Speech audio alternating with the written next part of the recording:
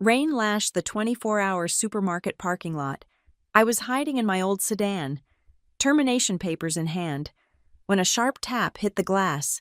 An old man stared in. "Do you own this car?" he asked quietly. I nodded. "Good, because the next thing you'll own is the truth." 5 minutes later, his card was in my hand, Arthur Hale, the one man my family forbade me to know, my grandfather. "My name is Luna Cruz. I am 28 years old, and as of 6 hours ago, I am officially unemployed, courtesy of a departmental restructuring at North Star Metric. Restructuring is just a sterile, HR-approved word for your key card is dead, and that security guard, Greg, who you always say good morning to, is going to watch you pack your personal effects in a cardboard box. Now, I am parked in the aggressively bright, rain-slicked lot of a 24-hour supermarket in Riverton, Ohio. This is my hometown, but it doesn't feel like home.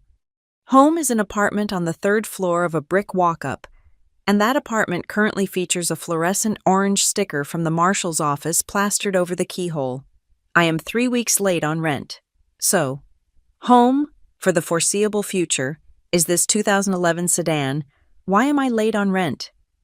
The answer is simple, and it's the same answer it has always been my family. I sent my last paycheck, the one earmarked for rent, to my mother, Linda. She needed it, urgently, or more accurately, my cousin Brielle needed it. Brielle, the family star. This has been the permanent weather system of my life. I am the reliable one, the sensible one, the low-maintenance utility.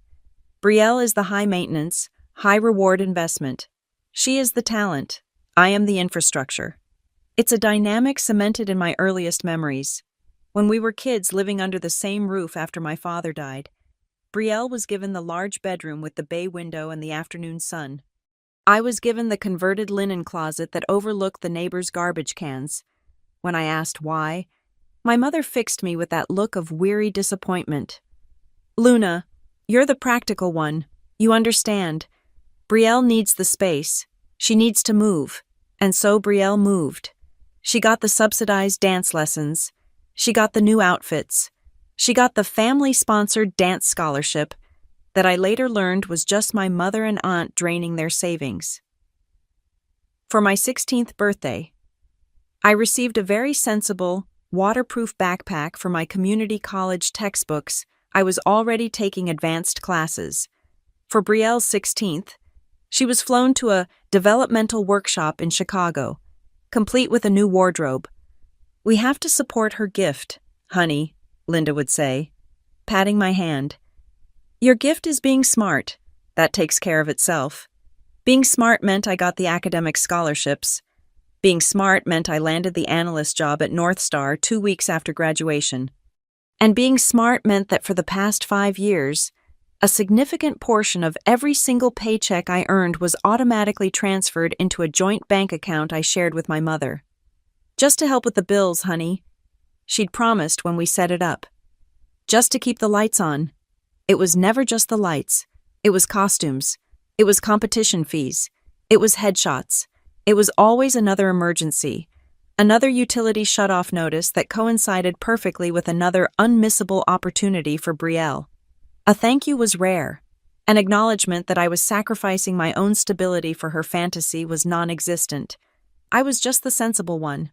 I understood. Now, sitting in the driver's seat of my car, I look at my phone. I pull up my personal banking app, the screen glaring in the darkness of the car. I have been refreshing it every 10 minutes, as if hoping a glitch in the system will reveal a hidden surplus. It never does. Checking $186.14, that is the sum total of my life. $186. This car, this aging, slightly rusty sedan with a muffler that rattles every time I idle at a red light, is the only tangible asset I possess. The title is in my name. It is paid in full. It is the only reason I'm not huddled under a bridge right now. It is the only thing they can't take from me. A notification slides across the top of my screen. Instagram. A new post from Brielle. My stomach tightens into a cold, hard knot. I open it. She is standing in Paris, in front of the Eiffel Tower. Naturally, she's holding a flute of champagne in one hand and blowing a kiss to the camera. The caption is a breathless cascade of hashtags and gratitude. Living my absolute dream in the City of Lights. I have the most supportive family in the entire world. Thank you, Mom, for believing in me and making this happen. Blessed Europe Artistic Journey, Paris. Thank you, Mom. I scroll down, my thumb shaking. The first comment, posted 60 seconds ago, is from Linda. So proud of my deserving girl. You have earned every second of this, baby. Deserving. The word hits me with the force of a slap. I, who just got fired. I, who am locked out of my apartment. I, who have $186 to my name, am not the deserving one. She is. The rage is so sudden and sharp, it tastes like metal. My fingers move before my brain catches up. I close Instagram. I open the app for that old joint account, the one I fed for 5 years. I finally stopped the automatic transfers 3 months ago when I realized I was choosing between my own electric bill and Brielle's masterclass. I scroll past my old deposits, dozens of them, hundreds of dollars at a time. Then I look at the recent activity. The account should be nearly empty, but there are withdrawals, recent ones. I don't recognize the merchant names. Rowan Services. Artistic Development Grant. Travel Logistics Fee. They aren't huge, but they are steady. $100 here, $200 there. Timestamps show they were withdrawn just days after my last, final deposit. The deposit I sent for the rent, it wasn't for rent, it was for Paris. This is the moment the floor falls out. I wasn't just helping, I was the mark. I was funding a European vacation while my own life was being systematically dismantled. And that's when the rain starts. It's not a gentle spring shower. It's a cold, violent Ohio downpour. The kind that turns roads into rivers in 10 minutes. The wind buffets the car. I am parked in the brightest spot I can find, right under the massive floodlight by the supermarket's main entrance. Safety and visibility. I pull up the termination email from North Star again. I read the key phrases. Corporate realignment. Elimination of your current role. Effective immediately. It's cold. Really cold. The car's insulation is poor. I can see my breath misting in the air, fogging the inside of the windshield. I want to blast the heat, but I look at the gas gauge. It's hovering just above empty. Running the engine is a luxury I cannot afford. $186, a quarter tank of gas, a box of office supplies. Tap, tap, tap. The sound is sharp, metallic, right against my window. I jump so violently I crack my head against the steering wheel. A flare of pain behind my eyes. I gasp, my heart hammering against my ribs. Through the river of rain streaming down the glass, a figure, a man. He's old, but he's standing perfectly straight, wearing a dark, heavy raincoat that looks like it cost more than my car. He isn't hunched against the storm. He is just there, watching me. My first thought is danger. A cop. A thief. I lower the window, but only an inch. A sliver. Cold spray immediately hits my cheek. Can I help you? He leans down. He isn't close, but his presence fills the small space. His eyes are bright, shockingly clear, and they are not kind or concerned. They are analytical. They are assessing. Do you own this car? His voice is quiet, cultured, but it slices right through the drumming of the rain. The question is so profoundly strange that my fear momentarily freezes. What? This vehicle, he repeats, gesturing with a black-gloved hand. Is it registered to you? Is your name on the title? I am baffled. Why? It's a simple question. Young lady. Yes, I say, my voice hoarse. It's mine. I own it. He nods once, a slow, deliberate movement. His gaze flicks from me to the cardboard box on the passenger seat, filled with my desk photos and a stapler, then to the duffel bag of clothes I managed to grab from my apartment, visible in the back. He takes it all in. Good, he says, because the next thing you'll own is the truth. My mind is completely blank. I have no framework for this conversation. He reaches into the inner pocket of his coat. I flinch, my hand instinctively going to the door lock, but it's already locked. He doesn't pull out a wallet or a weapon. He pulls out a business card. It's thick, cream-colored, and seems completely impervious to the rain. He doesn't try to force it through the crack in the window. He holds it up against the glass. Arthur Hale, founder, Halcyon Forge Group. Hale. The name doesn't register at first, and then it hits me like a physical blow. Hale. The name my mother spits like an obscenity. The name I was forbidden from ever asking about. The name of my father's family. The man who, according to Linda, disowned his only son. My father. And left us with absolutely nothing. My grandfather. I am completely frozen. I can't breathe. He calmly slides the heavy card under my windshield wiper, where it sits, stark white against the black rubber. If you can own the smallest thing, Arthur Hale says, his sharp eyes holding mine, you can learn to own the bigger ones. He doesn't smile. He doesn't wait for a reply. He simply turns, his back perfectly straight, and walks away. He doesn't run. He just walks, disappearing into the downpour. A moment later, a dark, gleaming sedan, a Bentley, maybe. Something that looks like it belongs in a movie pulls silently out of the lot and vanishes. I sit there for a full minute, just listening to the rain and the sound of my own heart. My hands are shaking so badly it takes 2 tries to open the door. I snatch the card. It's impossibly heavy. Halcyon Forge Group. I've seen that logo on half the major buildings in downtown Riverton. I flip it over. On the back, not a phone number, just an address on the rich side of the river, and a time, written in sharp, precise, black ink. 7:12 a.m. Not 7, not 7:30. 7:12. I fall back against the headrest, the cold vinyl sticking to the back of my neck. Arthur Hale. He's real. And he found me. How did he know I was here, at my lowest possible moment? Was he having me followed? Did he know I lost my job? Did he know I was locked out of my apartment? And why that question? Do you own this car? It was a test. I know it was. What would have happened if I'd said it was a rental? I think of my mother. The decades of bitterness. The Hales are poison. Luna. They destroy everything they touch. You stay away from that name. I look at the card. I look at my gas gauge. I have $186. I have a car that is mine, and I have an appointment at 7:12 in the morning with the billionaire patriarch I was raised to hate. I jam the key into the ignition. The engine turns over with a wet, struggling sound, but it catches. I am not spending another second in this parking lot. I spent the night in a different parking lot, this one behind a 24-hour gym, buying a $3 single-use pass just to use their shower at 5 a.m. I put on the only clean, interview-appropriate outfit I'd managed to grab from my apartment gray slacks and a black shell top. I used the last of my $186 to put just enough gas in the tank to get across the river and back, with maybe a little left over.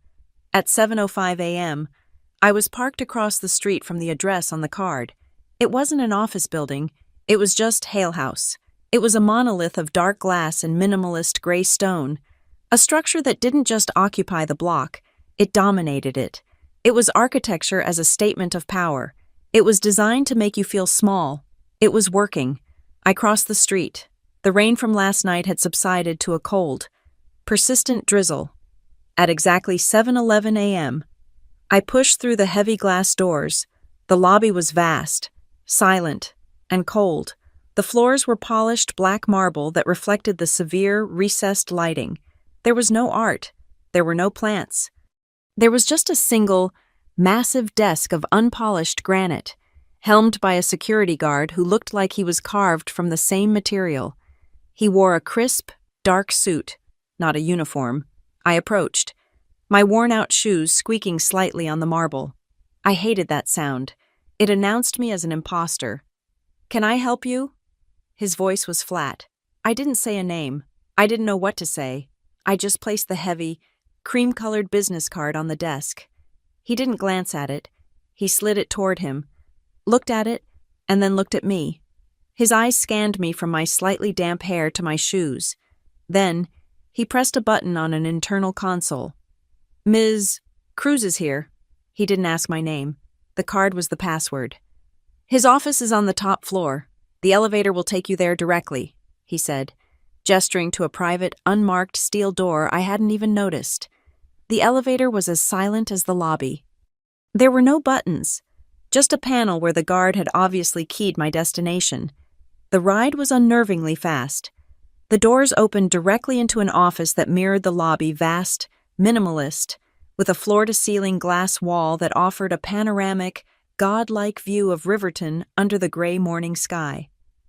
Arthur Hale was not behind his desk. He was standing by the window, looking down. He wore a perfectly tailored gray suit. He turned as I stepped out. "You are punctual," he said.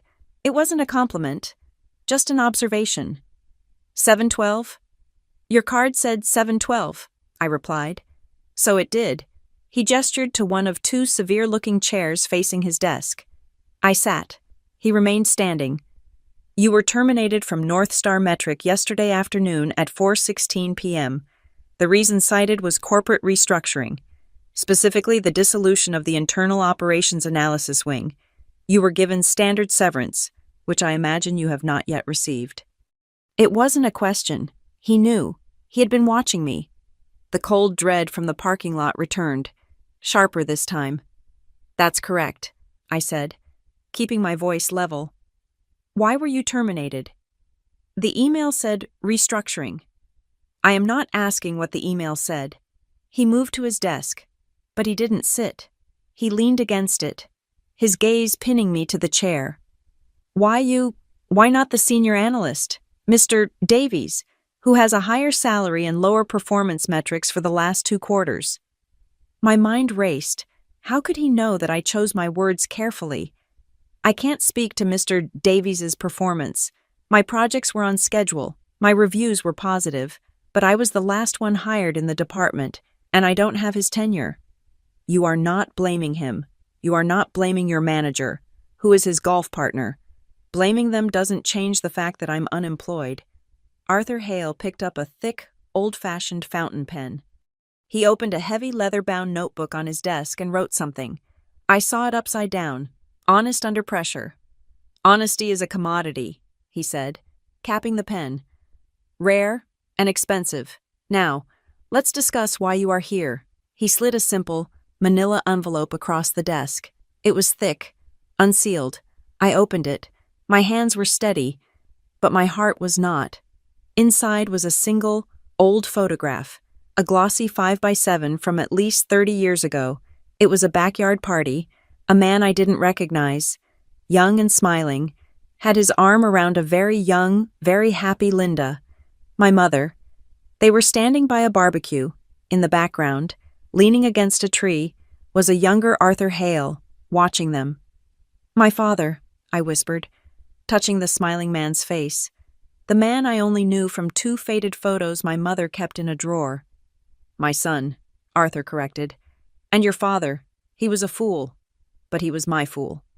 And that," he tapped the image of my mother, "is the woman who convinced him that my standards were a cage and her ambition was freedom." I stared at the photo.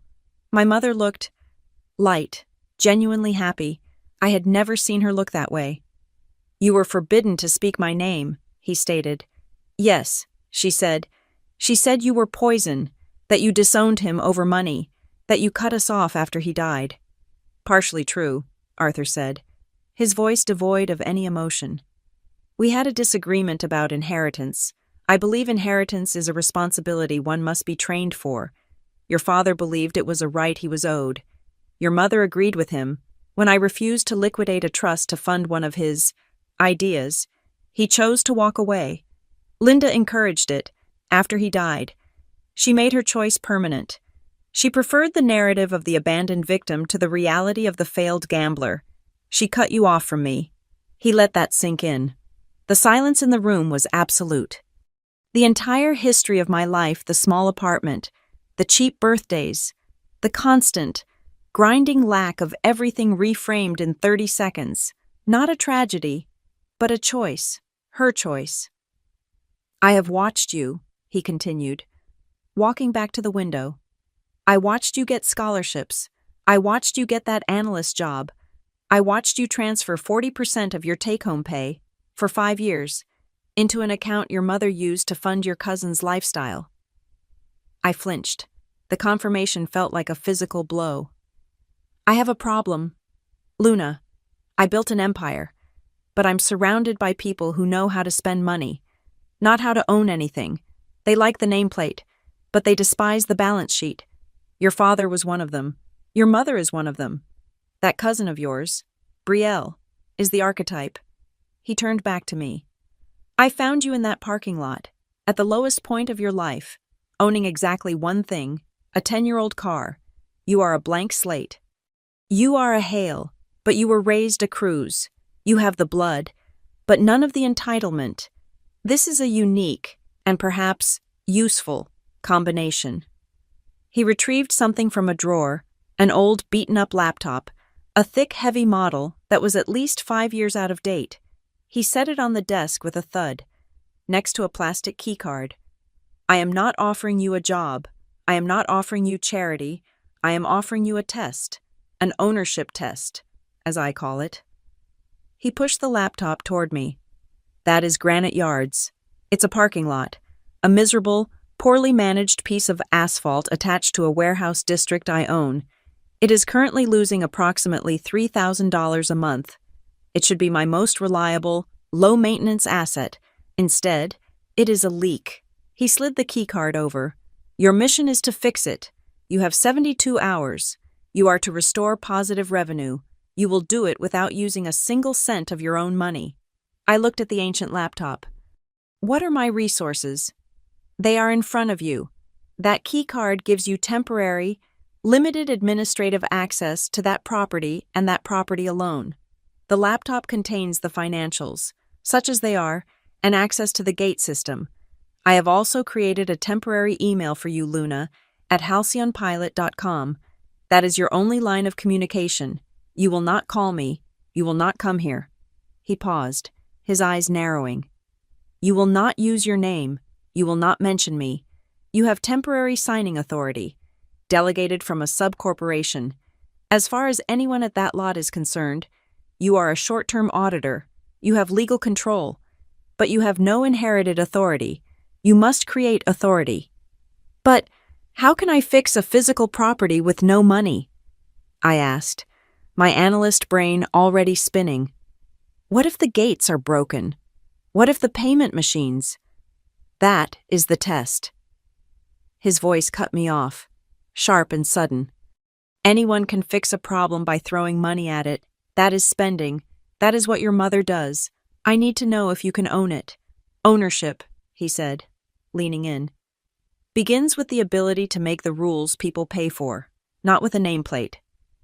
72 hours, an impossible task, a broken parking lot, no money, and a grandfather who was observing me like a scientist studying a rat in a maze. I looked at the laptop. I looked at the keycard. I looked at the view of the city, a city I couldn't even afford an apartment in. I'll do it, I said, a flicker of something, not a smile. Approval. Good. He added one more thing as I picked up the laptop. If you fail, if you call me for help, if you spend $1 you did not generate from the asset itself, we have never met. The guard downstairs will not remember your face, and that card will be worthless. Am I clear? Yes. Then you are wasting time.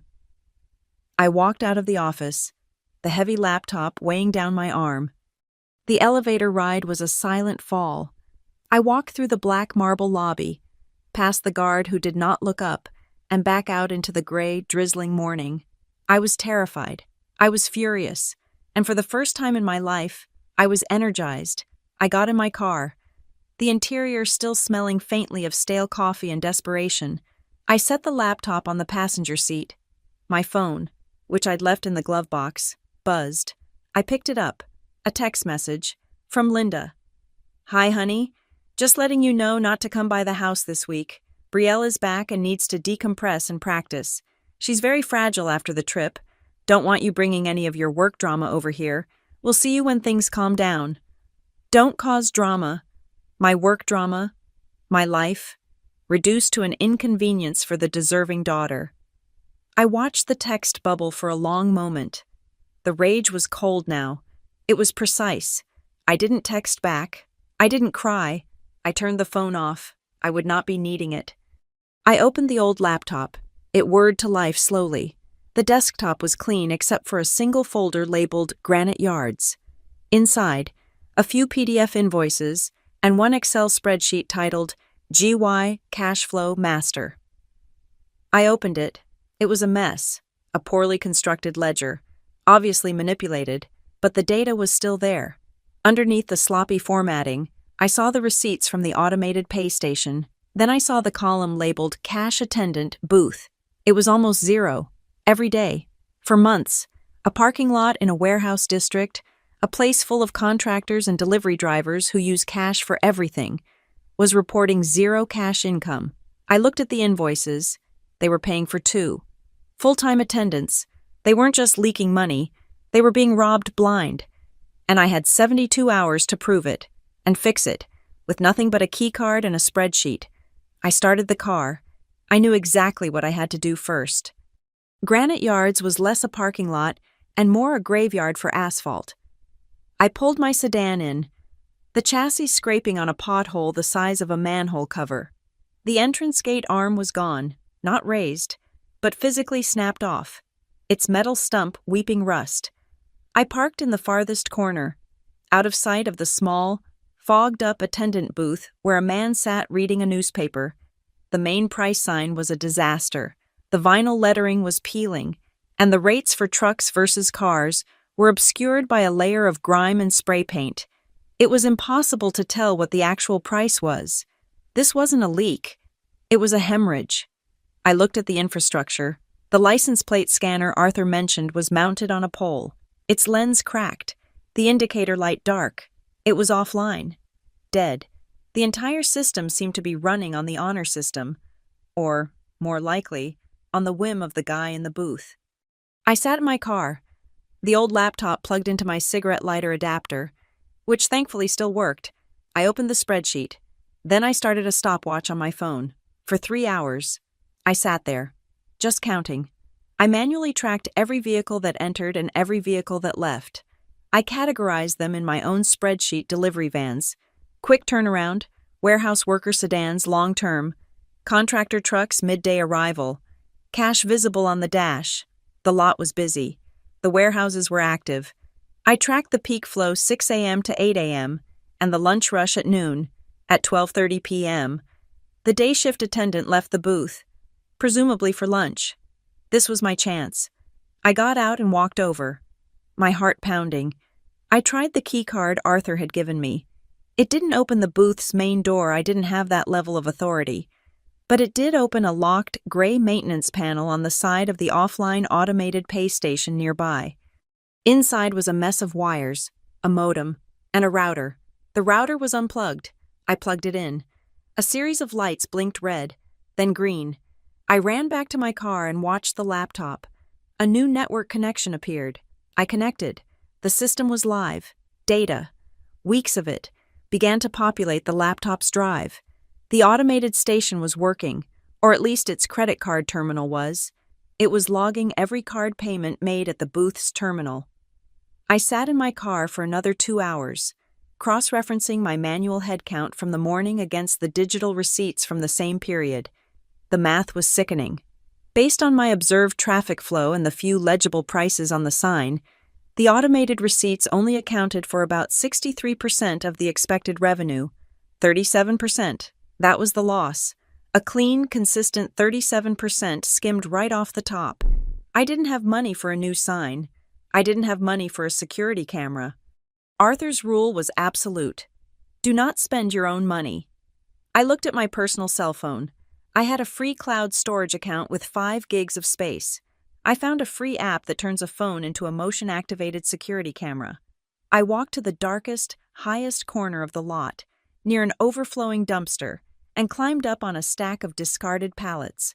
I wedged my phone between two rusted pipes overlooking the attendant's booth.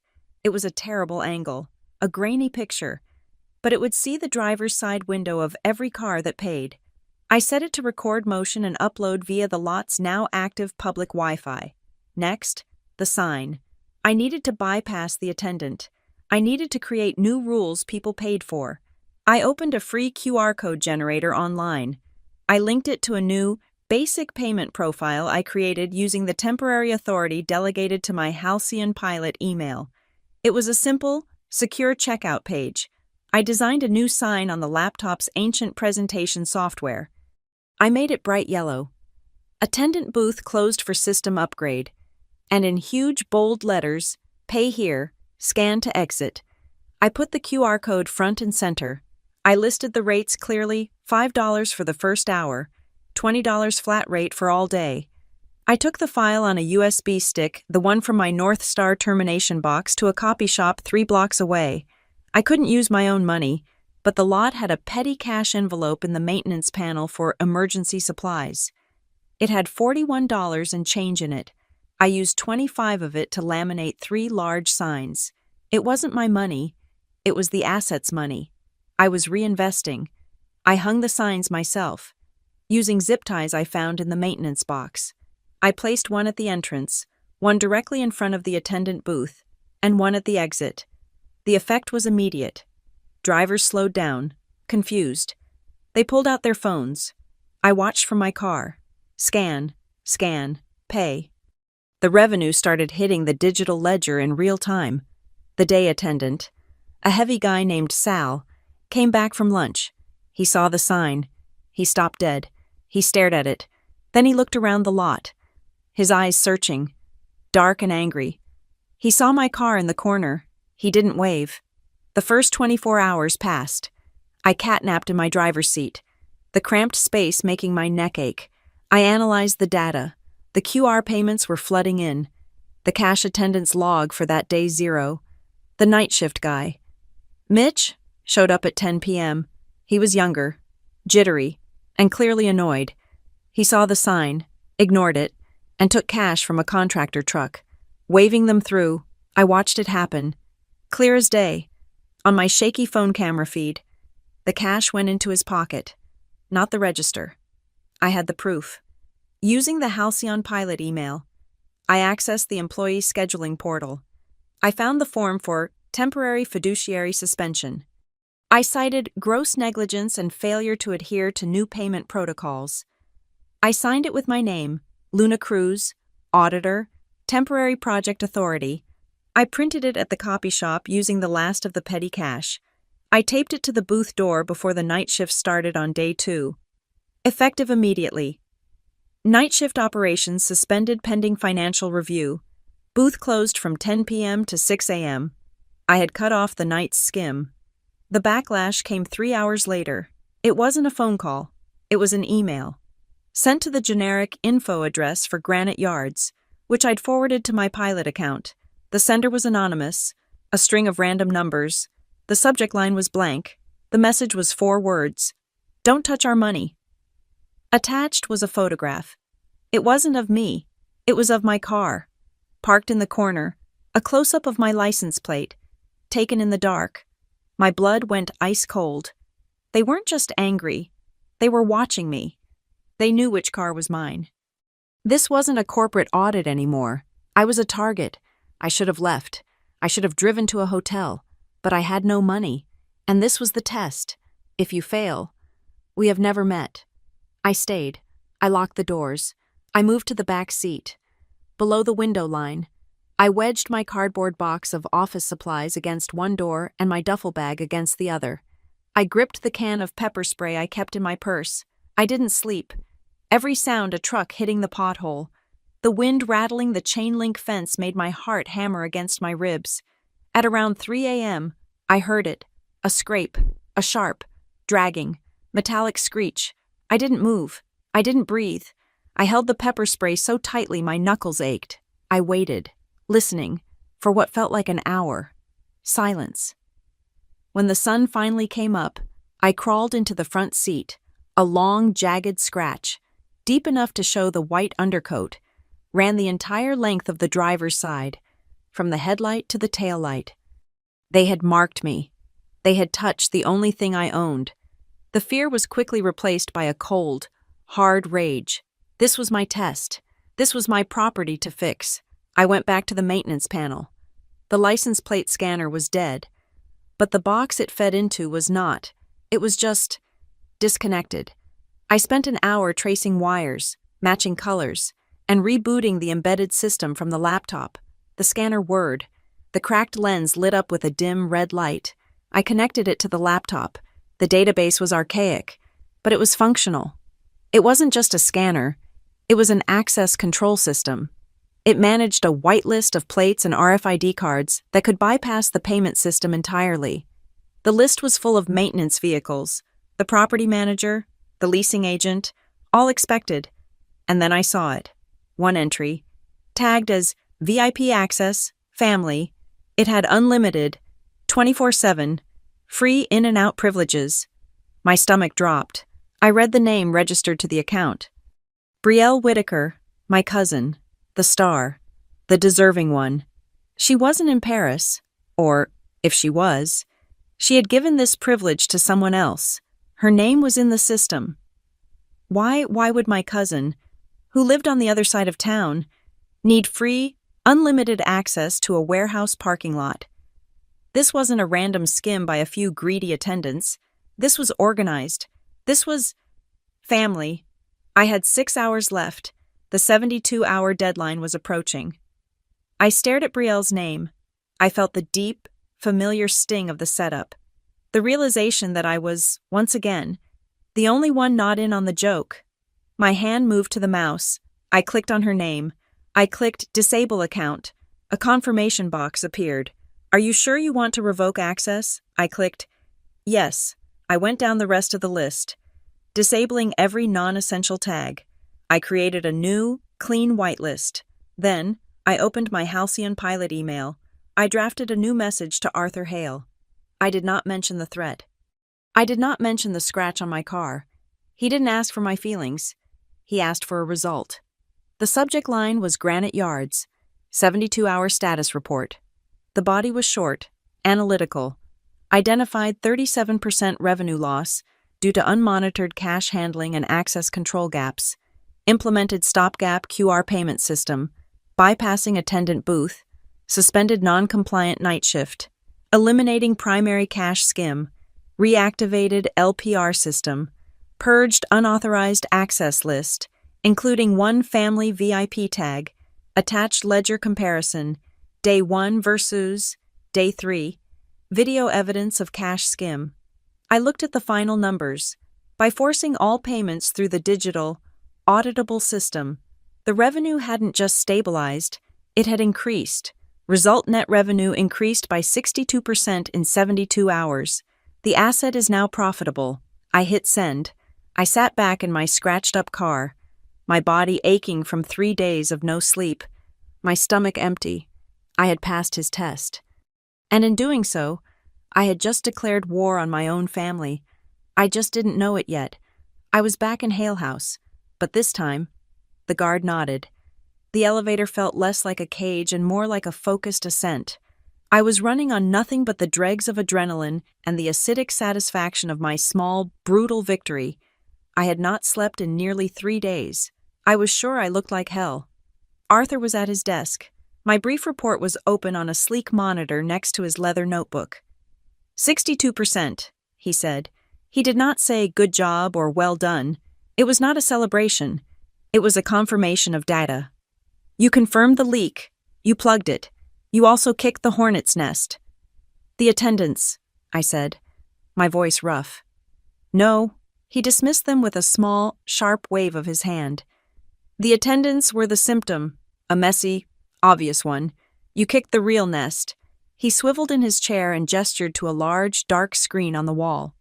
It lit up, displaying a complex flowchart. It was a web of LLCs, holding companies, and trusts. At the very center, in a bold, severe font, Halcyon Forge Group. Branching off from it were dozens of smaller entities. The assets. I saw Granite Yards, and I saw others. 5 others, circled in red. Gray Line Cold Storage. Brookspan Logistics. Iron Hall Events Center. Granite Yards was a rounding error. Ms. Cruz, he said, his voice dropping. It was a litmus test. The real disease is systemic. It's an infection. I stepped closer to the screen, my analyst's brain kicking in, pushing past the exhaustion. What am I looking at? You are looking at my empire, he said, and it is bleeding, not by 37%. That was sloppy. Arrogant. The real leaks are smarter. 5% here, 8% there. A quiet, patient, systemic siphoning. Too small for the high-level auditors to flag as critical, but far too consistent to be accidental. He pointed to a name on the chart I didn't recognize, an entity that seemed to connect to all 5 of the red-circled assets. This is the parasite, Rowan Advisory. The name meant nothing to me. A competitor, a vendor, a wealth management fund, a boutique advisory firm. He turned from the screen to look at me, and his gaze was sharp, pinning me. It is run by a man named Caleb Rowan. My breath hitched. My stomach went cold. I knew that name. Uncle Caleb. The name felt thick and alien in my mouth. Caleb Rowan. He wasn't blood. He was the kind advisor, the family friend who had appeared in our lives shortly after my father died. He was the one who always helped my mother with her paperwork. He was the one who took her to nice dinners once or twice a month. The one who always complimented Brielle on her natural poise. I had always thought he was just a nice, slightly lonely man who pitied my mother. A fixture. He was your mother's romantic partner for a time, many years ago, Arthur said, his voice flat, devoid of judgment. A relationship he has, leveraged. Caleb is the good-natured advisor who has been helping Linda manage her finances for the last decade. She has no finances, I said numbly. The words just came out. Exactly. Arthur's expression did not change. She has her status as my son's widow, a status that gives her certain, perceived privileges. Caleb helped her navigate the halcyon ecosystem. In return for his kindness, his guidance, Linda granted him influence. She allowed him to place friendly vendors. She gave family access to her protégé. That protégé, of course, was Brielle. He was connecting dots I never knew existed, drawing lines between worlds I thought were separate. The parking lot, Brielle's VIP card. It wasn't just a free parking spot. It was a signal. It was Caleb's way of marking his territory, of facilitating his network, of proving he had access to the Hale portfolio. Caleb Rowan, Arthur continued, has been orchestrating this network. He uses his advisory firm to manage these small thefts, converting family privileges into hard cash flow, all under the polite guise of helping your mother. I don't understand. My mother she wouldn't steal. Your mother, Arthur interrupted, his voice cutting, excels at not understanding things.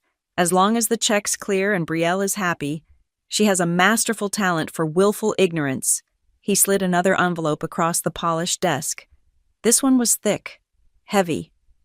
You have been funding it. My hands were shaking as I opened it. It was not a 30-year-old photograph. It was a stack of recent bank statements from the joint account, the account I had fed with 40% of my salary for 5 straight years. I saw my deposits, transferred from my North Star paycheck, again and again, hundreds of dollars, and then I saw the withdrawals. Rowan Advisory Management Fee, $200. Rowan Advisory Management Fee, $300. ADG Solutions, $500. Euro Travel Services, $1,200.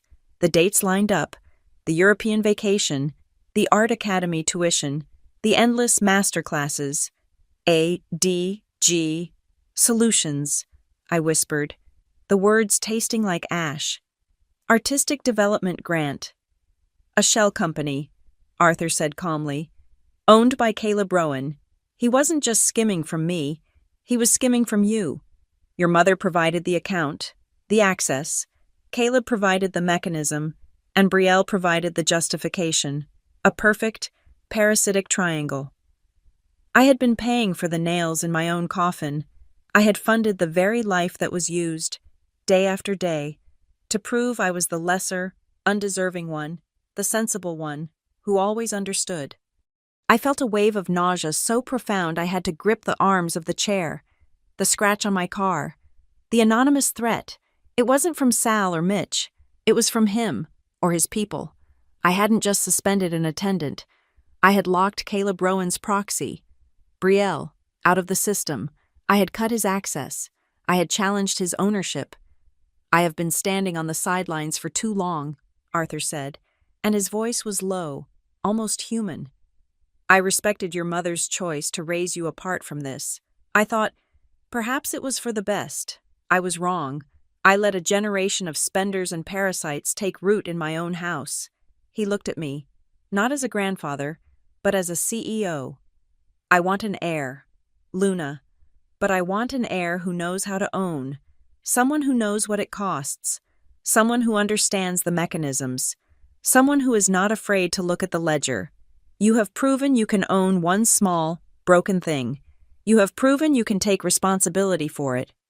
He leaned forward. "Now I am offering you a choice, a real one." "A job," I said. "No, a mission.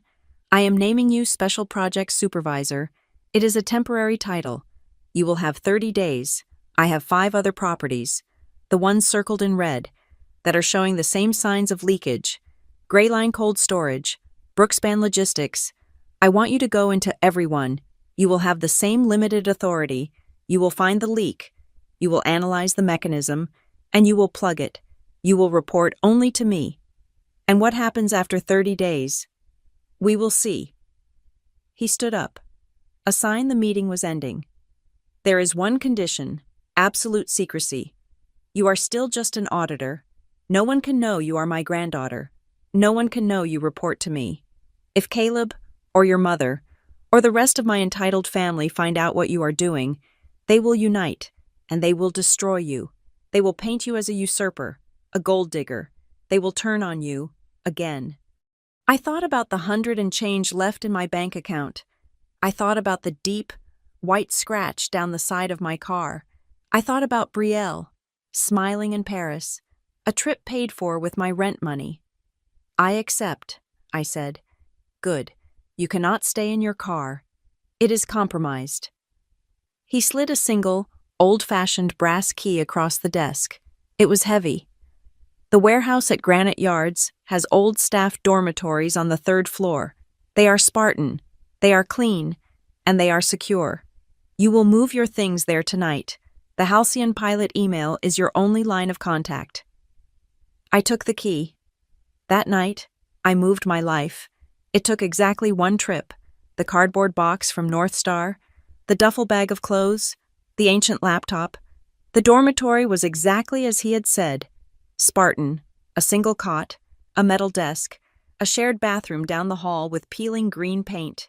It was the most beautiful room I had ever seen. I locked the door, a real, solid lock, and slept for the first time in 4 days. I woke to the sound of my phone vibrating violently against the metal desk. I had turned it back on. Stupidly, out of habit. It had been buzzing for hours. 27 missed calls from my mother. As I stared at it, the screen lit up again. Linda Cruz. I braced myself, my stomach tightening, and answered. "Hello. Luna, what did you do?" She was not asking. She was screaming. The very drama I had been warned against was now here, in full, screeching force. "What are you talking about?" "Brielle, her card, her access card for the warehouse. She uses that studio. She's been locked out. She had a client meeting. You embarrassed her. She uses that studio. Of course, the free VIP access was not just for parking. It was for a space. Another free, subsidized part of her life. Another asset skimmed from the Halcyon books, facilitated by Caleb Rowan. There was a financial review, I said, my voice cold and practiced. I was an auditor. All non-essential access privileges were revoked. Non-essential Luna. That is her livelihood. You work in a little office. You do not understand. She is an artist. You had no right. I had the authority. I do not care what authority you think you have, she hissed. That is family. You are being petty and jealous. I don't know what little game you're playing. But you will fix this. You will call whoever you need to call, and you will restore Brielle's family rights. Immediately. The phrase hit me like a physical shock. Family rights. The right to take. The right to consume. The right to my salary. My apartment. My stability. The right to everything. While I had the right to nothing. The old Luna, the sensible one, would have caved. She would have apologized. She would have been terrified of this anger. She would have promised to fix it. But the old Luna was asleep in a car with a key scratch down the side. No, I said. The silence on the other end of the line was total. A vacuum. What did you say? She whispered. I said no. Rights have to be paid for. If Brielle wants to use the studio, she can submit a leasing application and pay the fee, just like everyone else. I ended the call. I sat on the edge of the cot, my heart hammering against my ribs. I had finally done it. I had hung up on my mother. The laptop on the desk pinged. A new email from Arthur Hale. He must have known. He must have been listening to the fallout. The email was brief. You are learning fast. Be at my office tomorrow at 9 a.m. It is time you attended a meeting of the family trust. They have never heard your name. That is about to change. The family trust meeting was a quiet, brutalist education. I was introduced not as a granddaughter, but as Luna Cruz, a special projects consultant. I was a ghost at the table. My presence was an anomaly they could not place, and therefore chose to ignore. They, my great-aunt Margot, a woman with a face like pinched porcelain, and two cousins I had never met spoke of market fluctuations and charitable optics. They did not speak of operations. They did not speak of costs. The money was just there, a force of nature, like the weather. I said nothing. I just watched. And when it was over, I went to work. My 30 days had begun. My new office was the Spartan dorm room. My new life was a stack of ledgers. I started with Asset 1 Greyline Cold Storage. Greyline was a massive, windowless block of concrete near the freight yards. I spent the first day not in the office, but in the utility junction, staring at the power meters.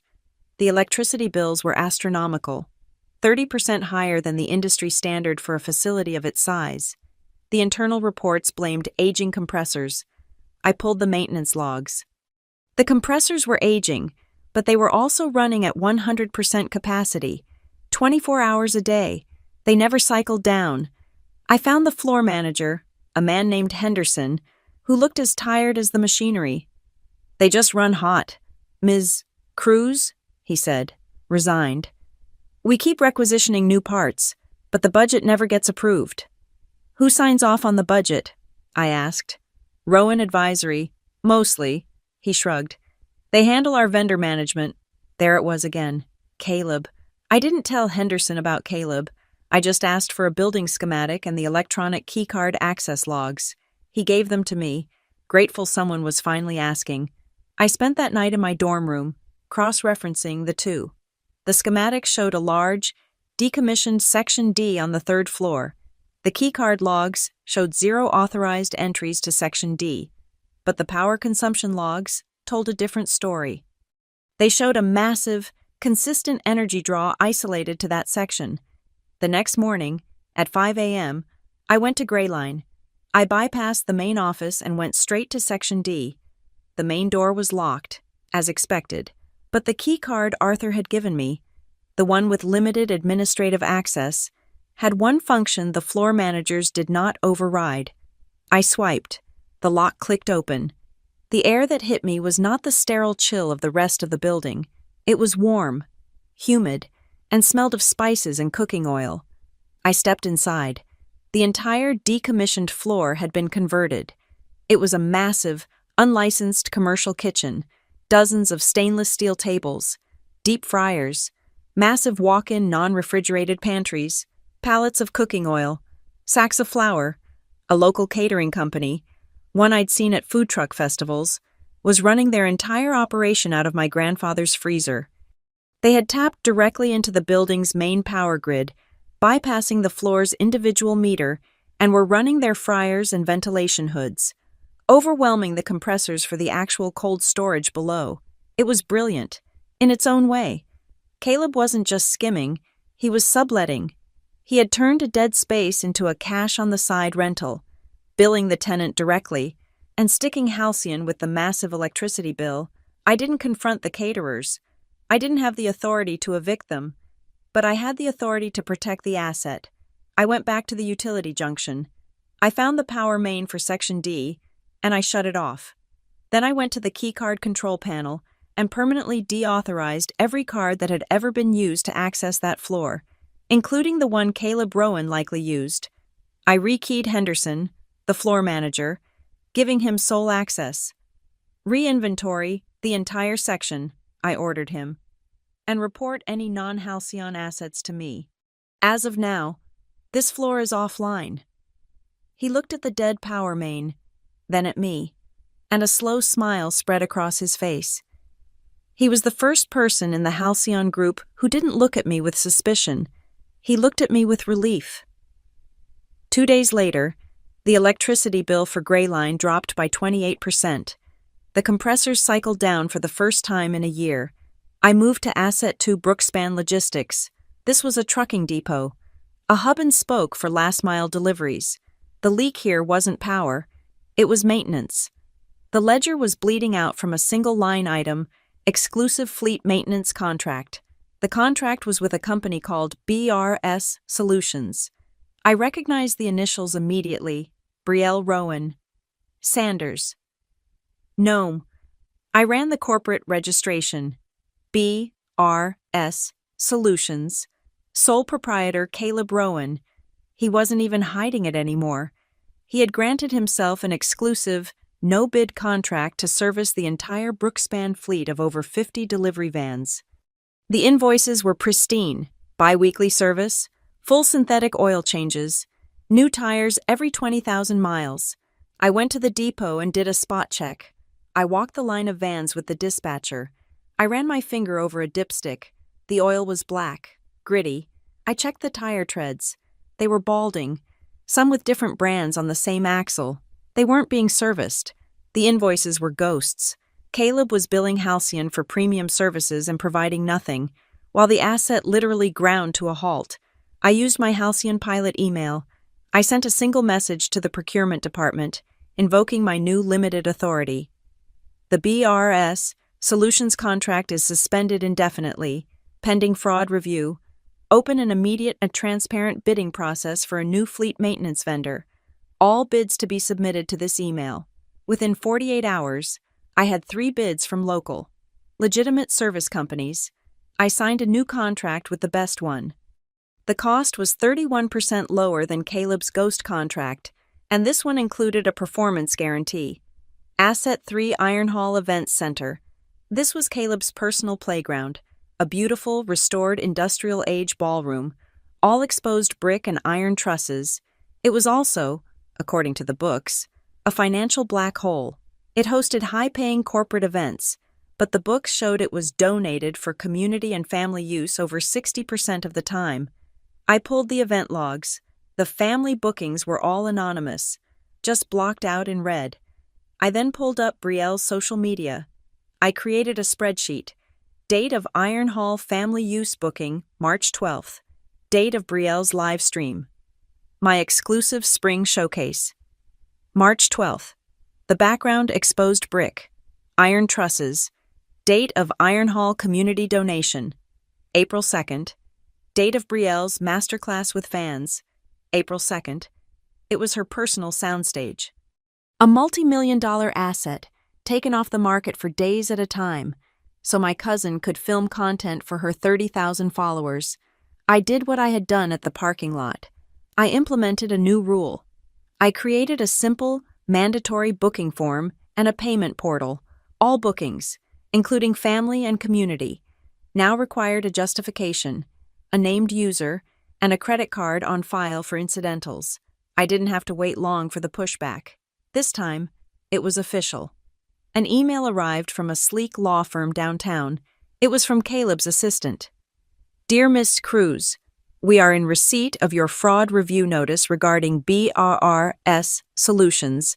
This is a baseless and tortious interference with a binding contract. We demand you cease and desist all contact with Halcyon vendors and provide a full retraction, or we will be forced to pursue legal remedies for damages. They were threatening me. My hands were shaking, but not with fear, with rage.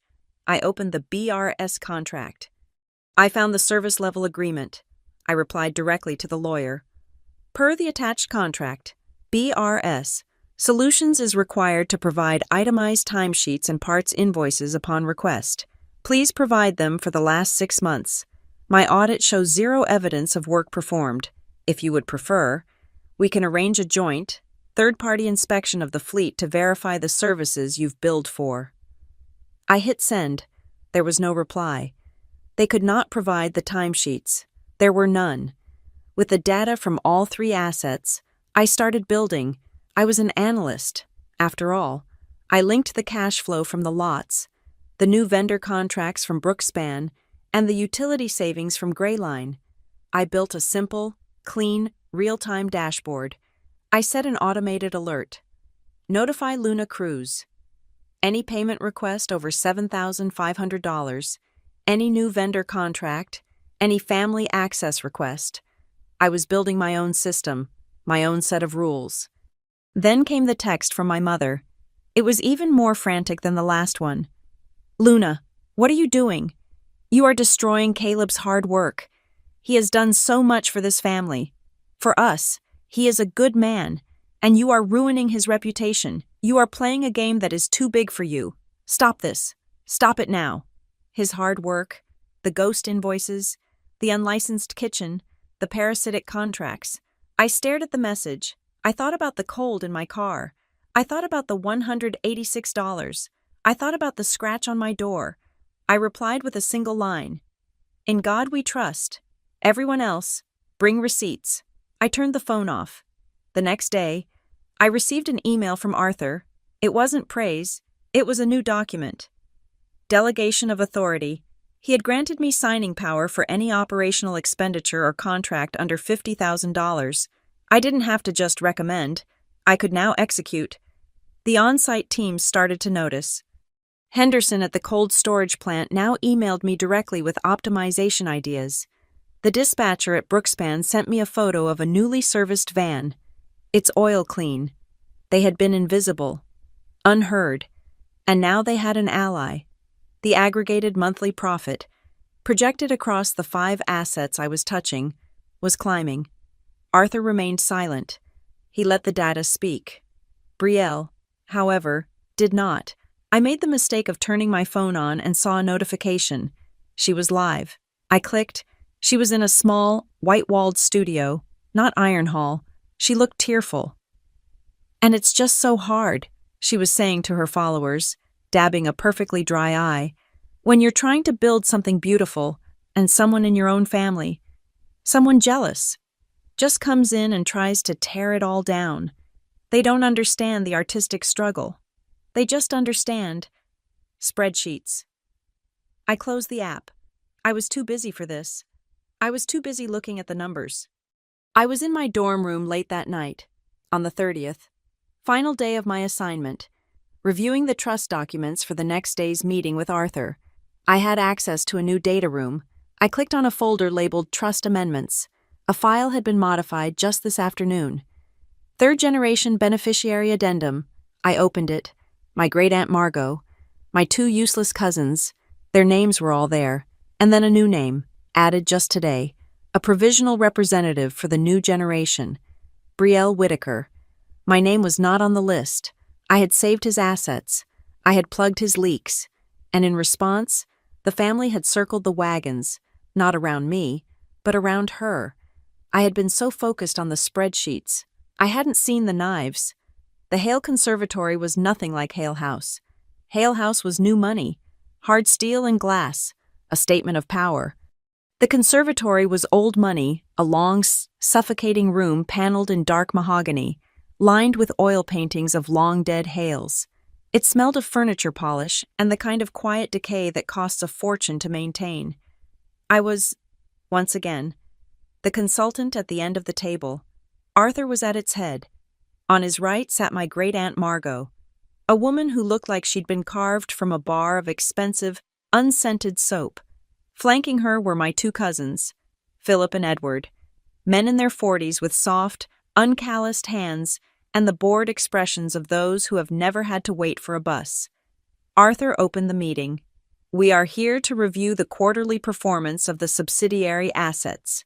"We are here, Arthur," Margot cut him off, her voice thin but slicing, "to discuss a far more pressing matter, a matter of governance, and the very stability of this family."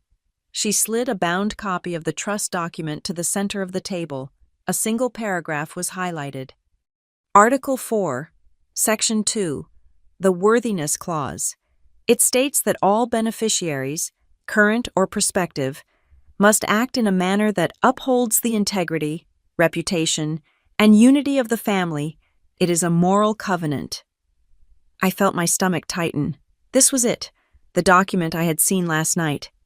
"It has come to our attention," Margot continued, gesturing vaguely in my direction, "that this consultant has been acting in a manner that is deeply, intentionally divisive." Philip, the elder cousin, leaned forward. "She has been terrorizing the staff. We're hearing reports of chaos at Brookspan. She's interfering with long-standing, stable vendor relationships. It's disruptive." "It is more than disruptive," Margot said, her voice dropping into a register of profound, rehearsed sympathy. "It is ungrateful. It is cruel. We have heard from her mother, Linda, who is beside herself. This girl, whom Linda raised and protected, has turned on her. She has made wild, baseless accusations and has caused irreparable harm to family friends." It was a brilliant attack. They weren't challenging my numbers. They were challenging my character. I wasn't an analyst. I was a bad daughter. "This disruption, this meanness," Margot said, "is precisely what the Worthiness Clause was designed to prevent. She is a liability, Arthur, not an asset. But the core problem remains: the next generation must be represented in the trust." She gave a thin, triumphant smile. "Which is why we are formally proposing a solution. We move to add a provisional representative for the third generation, effective immediately, someone who understands our values, who has a positive public profile, and who respects the family structure. We nominate Brielle Whittaker." It was a corporate assassination. They were validating Brielle as the official heir and erasing me as a human being in a single motion. They were replacing the worker with the mascot. The cousins murmured their agreement. Arthur remained perfectly still. He looked at Margot. He looked at the cousins. Finally, he looked at me, all the way down the long, polished table. "Ms. Cruz," he said, his voice quiet but filling the silent room, "you have 7 minutes to respond to this proposal." 7 minutes. He wasn't asking me to defend my relationship with my mother. He wasn't asking me to apologize. He was giving me a time slot. I stood. I walked to the head of the table. I did not look at Margot. I plugged my beat-up 5-year-old laptop into the room's billion-dollar projection system. The screen behind me lit up, bright and clean, displaying my dashboard. "For the last 30 days, I have not been managing reputation," I said, my voice as cold and clear as the numbers. "I have been managing the assets." I clicked to the first slide. Gray line cold storage. This asset was losing over $10,000 a month in utility overages. It is now saving 28% on power. The reason for the loss was an unauthorized, unmetered commercial kitchen, run by a third party. Subletting Section D, we shut it down. I clicked. Brookspan Logistics. This asset was paying BRS Solutions, a sole proprietorship owned by Caleb Rowan, for an exclusive maintenance contract. The invoices were fraudulent. The work was not performed. By terminating that ghost contract and opening a transparent bid, we saved 31%, and the fleet is now actually operational. I clicked again. Iron Hall Event Center. The center was reporting almost zero profit despite high demand. This screen shows the Iron Hall Community Use Booking Calendar, in red, overlaid with Brielle Whittaker's social media schedule, in blue. The asset was being used as her personal, free soundstage, removing over 60% of its market availability. I clicked one last time. And this is where it started, Granite Yards. A permanent VIP access card, granting free, unlimited access to the lot and the attached studio space, registered to Brielle Whittaker, facilitated by Rowan Advisory. I turned off the projector. The room was absolutely silent. The cousins were no longer looking at Margot. They were staring at the blank screen, their minds, soft as they were, finally calculating the sheer volume of money I had just put back on the table. Margot was the first to recover. She gave a short, brittle laugh. Well, this is all very technical. A few billing errors. Arthur, this is hardly a conspiracy. It is family accommodation, perks. It's how we've always supported the younger generation's endeavors. Is it? I asked. I turned to face her. Whose family? The one paying the bills, or the one spending the money? The question hung in the air, rude and sharp and undeniable. Arthur finally spoke, his voice contemplative. The night I met Ms. Cruz, he said, was 31 days ago. It was raining. She was living in her car, a vehicle she owned outright. She had been fired. Her apartment was locked. She had $186 to her name. Margot looked baffled. Arthur, what on earth does that have to do with this? Everything, he replied. I asked her one question. Do you own this car? If that night, I had asked, are you renting this car? And she had answered, I borrowed it. This meeting would not be happening. I would have stopped right there. Ownership is not an accommodation. Margot, it is a burden. It appears Ms. Cruz is the only one in this room, besides myself, willing to carry it. As if on cue, the heavy mahogany doors at the end of the room swung open. Caleb Rowan entered. He was the picture of the concerned advisor. Silvering hair, a kind, troubled face, a suit that cost more than my car. He strode in, holding a leather-bound folder. Arthur, forgive my intrusion, he said, his voice rich with feigned sincerity. I came as soon as I heard. Margot, Philip, I am so sorry you are being put through this. He was magnificent, a consummate actor. I cannot, in good conscience, stand by while this tragedy unfolds, Caleb said, placing the folder in front of Arthur. I am here as a friend of the family, as Linda's friend, and as an ethical advisor to this trust. What is this, Caleb?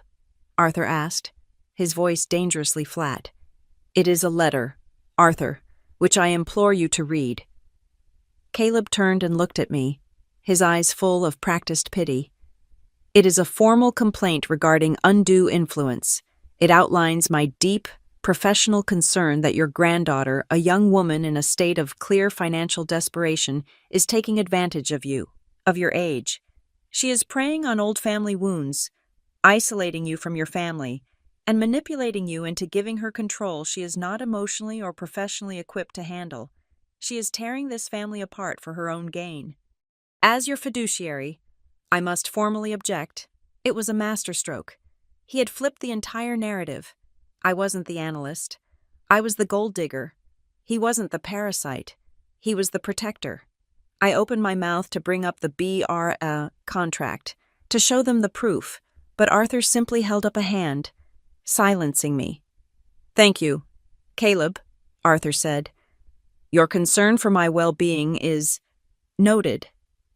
He reached into his own briefcase, which sat by his chair. He pulled out a small, gray portable hard drive and plugged it into the projector. You are correct that this situation began in a parking lot, Arthur said, but you seem to have the details wrong. You call this undue influence. I call it an interview. He pressed a key. The screen lit up. A high-angle, black-and-white video, the rain, the supermarket parking lot, my old sedan, sitting alone. We watched, in dead silence, as a dark Bentley pulled up. We watched Arthur get out. The audio was clear, amplified by the room's speakers. We heard the tap, tap, tap on the window. We heard my voice, sharp and terrified. "Can I help you?" And then we heard Arthur's, "Do you own this car?" We heard him offer the card. We heard him say, 7:12 a.m., the video continued, showing him walking away, getting in his car, and driving off. It showed my car sitting there, unmoving, for a full 60 seconds before I finally, cautiously, opened the door to retrieve the card. The entire narrative Caleb had just spun of me, desperate, manipulative, preying on a vulnerable old man, was utterly, completely, and silently destroyed. Arthur was not the victim. He was the instigator, Caleb Rowan's kind. Concerned face had gone perfectly, beautifully pale. Arthur shut off the video. "This consultant," he said, "did not seek me out. I sought her out, because she was the only one in my line of sight who knew how to own something, instead of just spending it." He turned his gaze back to Margot. "Now, shall we vote on the motion to hire an independent, forensic auditor for all contracts held by Rowan Advisory?" The cousins, Philip and Edward, nearly fell over themselves to second the motion. Margot, her face a mask of pinched fury, was trapped. She, too, had to vote yes. The motion passed unanimously. All contracts with Rowan Advisory were frozen. All family perks, including those for Brielle Whittaker, were suspended indefinitely, pending the outcome of the audit. Caleb Rowan did not say another word. He did not look at me. He simply turned, his composure fractured, and walked out of the room. The heavy doors clicked shut behind him. My phone, in my pocket, began to vibrate. A long, continuous string of messages. I didn't need to look. I knew it was Linda. I knew they would be tearful, accusatory, hysterical. "How could you do this to Caleb? You've ruined us." I ignored the vibration. I pulled out my laptop, which was still warm, and opened the dashboard. The efficiency numbers from Greyline were still trending in the right direction. We walked out of the conservatory. The cousins avoided my gaze. Margot looked like she had swallowed poison. Arthur walked beside me, his pace measured, matching mine. "You did not defend your character," he noted, as we waited for the elevator. "My character wasn't on the balance sheet," I replied. He almost smiled. The elevator doors opened. "The climax is far from over," he said as he stepped in. "What you did today was necessary, but you have drawn a line. The path of ownership is a lonely one. Luna." The doors closed, leaving me alone in the mahogany-paneled hall. He was wrong. I wasn't lonely. I was focused. I breathed in the smell of old wood and furniture polish. For the first time in my life, I had a new definition of family. It wasn't blood. It wasn't a name. It wasn't the people who demanded you pay for their dreams. Family was Henderson, the floor manager at Greyline, sending me an email about a more efficient compressor. Family was the dispatcher at Brookspan who was finally getting his trucks fixed. Family was the man in the elevator who, like me, was willing to look at the ugly, terrifying, honest truth of the ledger. My phone buzzed again. A desperate, angry vibration. I silenced it and headed for the stairs. I had work to do. It took less than 12 hours for the war to go public. I was in my dorm room, analyzing the Greyline power grid data, when my phone, which I'd left on silent, lit up with a string of notifications. They were not texts. They were tags, anonymous accounts, all created within the last 24 hours, were flooding the social media pages of the Riverton Business Journal. The comments were identical. "Ask Halcyon Forge why they're letting Luna Cruz steal her family's inheritance. Luna Cruz kicked her own mother out of her home and is trying to disown her cousin.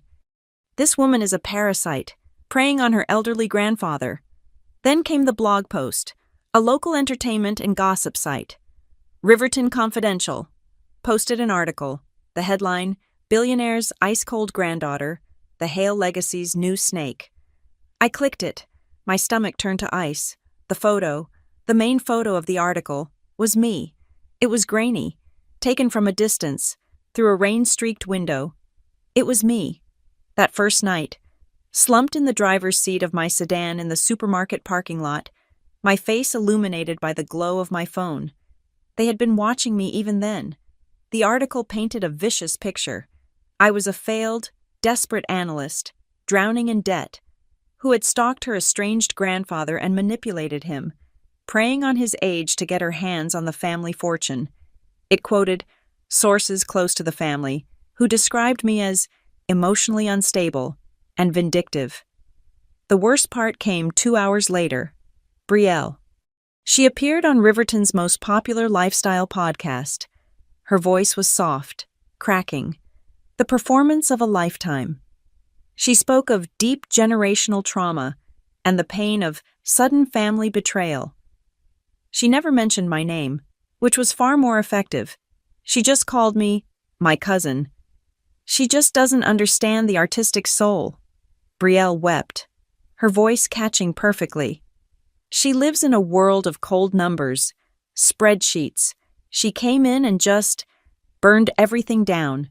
She told my mother. She told her she wasn't worthy. She suspended all the support my family has given to the local art community, just out of spite. I am just so broken by this. The podcast host was eating it up. The comments section exploded with sympathy for Brielle and venom for the spreadsheet cousin. I was being defined. I was the cold, calculating villain. Brielle was the suffering artist. Caleb was the respected community advisor. The final blow landed on my laptop. A formal legal demand letter from Caleb Rowan's attorneys. It was addressed to me. CEO Halcyon Forge Group. It accused me of tortious interference, defamation, and breach of contract regarding the BRS Solutions Agreement. It claimed my actions were reckless, amateurish, and driven by personal animus. It demanded immediate reinstatement of the contract, a public apology, and compensation for damages to his reputation and projected income. The number they listed was absurd. $2.5 million. They were trying to drown me in noise, in drama, in paper. They expected me to panic, to cry, to run to Arthur. They expected me to fight them in the mud, on Instagram and in the gossip blogs. I did not. I muted my phone. I closed the podcast. I shut down the blog. I let the anonymous comments scream into the void. I opened my laptop, my real work, and began to build the packet for the forensic auditors Arthur had hired. Caleb was smart, but he was also arrogant. He assumed no one would ever actually look at the invoices. I did. He assumed no one would ever cross-reference the signatures. I did. I found the original BRS contract. I scanned his signature. Then I scanned the signatures on 17 approved invoices from Brookspan. I overlaid them in a simple imaging program. They were not similar. They were identical, pixel for pixel. He hadn't even bothered to sign them individually. He had used a high-resolution image file of his signature, a digital stamp, copied and pasted onto every fraudulent bill. That was forgery. That was clean, simple, prosecutable. I compiled the invoices. I compiled the digital signature comparison, but I needed the linchpin. I needed the smoking gun that proved the work was never done. The BRS contract had billed Halcyon $80,000 for 6 new, top-of-the-line diagnostic scanners for the Brookspan fleet. I had seen them, sitting on a shelf in the depot, looking pristine, still in the plastic. I drove to Brookspan, the dispatcher, who now saw me as an ally. Let me in. I went to the scanners. They looked new. Fresh paint, new logos. But the serial number plate on the back of the first one was slightly crooked. It was glued on. I got my fingernail under the edge and peeled it off. Underneath, etched into the original casing, was the real serial number. Faded, but legible. I photographed it. I did the same for all 6. I went back to my dorm room and ran the numbers. They were old models, discontinued 5 years ago. Then, I did something else. I went on Instagram. I went to Caleb Rowan's personal, public-facing profile. It was full of photos of him at charity galas, on boats, shaking hands. He was the picture of Riverton success. I scrolled back for a full year, and I found it. A photo of him at a logistics trade show. He was standing next to a pallet of used equipment. His caption: Great finds at the expo. Picked up some amazing floor models for a steal. Big things coming for B.R.S. Solutions. I zoomed in his right hand. He was holding up one of the scanners. The light was perfect. The original, etched serial number was clearly visible. It was a perfect match. He had bought junk, spray painted it, created fake invoices, forged his own signature, sold them to Halcyon as new for an $80,000 profit, and then bragged about the first part of the crime on social media.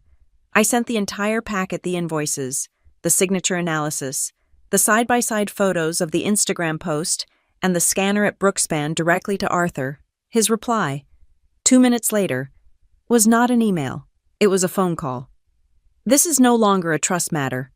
Luna, his voice was cold, sharp steel. This is wire fraud. This is a criminal matter. You have my full authorization to forward this entire packet to the district attorney's office. Do it, if you deem it necessary. He hung up. I sat there. The file open. The DA. This was the point of no return. This was no longer about family. It was about the law. As if summoned by the thought, my phone lit up with a Facebook notification. My mother. She had posted. For the first time in months, it was a public post. I have always believed that family is the most important thing. I raised my children to be respectful and kind. A good daughter knows her place. A good daughter is a quiet daughter. I am so proud of the true friends, like Caleb Rowan, who stand by us in these difficult times. Loyalty is everything. She had chosen, publicly, she had endorsed him. She had called me a bad daughter, a loud daughter, for the entire world to see. The sting was real. I closed my eyes for a moment, the exhaustion of the last month, of my entire life, washing over me. A new email pinged. Not from Arthur, it was from Jenna, a girl I used to work with at North Star Metric. The subject, holy crap. The email, hey Luna, just saw that trashy blog post, total garbage. Ignore it. I just wanted to say, I've been following the Halcyon stock announcements. They're restructuring their logistics chain. I know that's you. I've been in this industry for 10 years, and I have never seen anyone successfully stop this kind of high-level, internal family fraud. They usually just get buried. You're a legend. Don't let them win. I read it twice. A legend. I looked at the packet for the DA. I looked at my mother's post. I looked at the grainy photo of me, cold and alone in my car. I finally understood Arthur's question from that night. Do you own this car? I thought it was a test of my finances. It was not. I thought it was a test of my independence. It was more than that. It was a test of accountability. Owning something doesn't mean you get to use it. It means you are responsible for it, in public, when it's broken, when it's ugly, when it's hard, when someone scratches it. You are responsible for the truth of it. I own that car. I own the data. I own this audit. I own the decision. The floor of the Spartan dorm room vibrated slightly. A low rumble of thunder. A new storm was breaking over Riverton. Just like that first night, I sat alone. The blue light of the laptop illuminating my face, reviewing the final invoices. Another email. This one was official. From the Halcyon Forge corporate secretary. Subject notice of special shareholder meeting. I opened it. It was a summons for all primary stakeholders. My name was not on the list, but I was clearly the subject. Agenda Item 4. To review and vote on a proposed change to the designated manager of the Third Generation Trust. They were making their final move. The auditors were digging.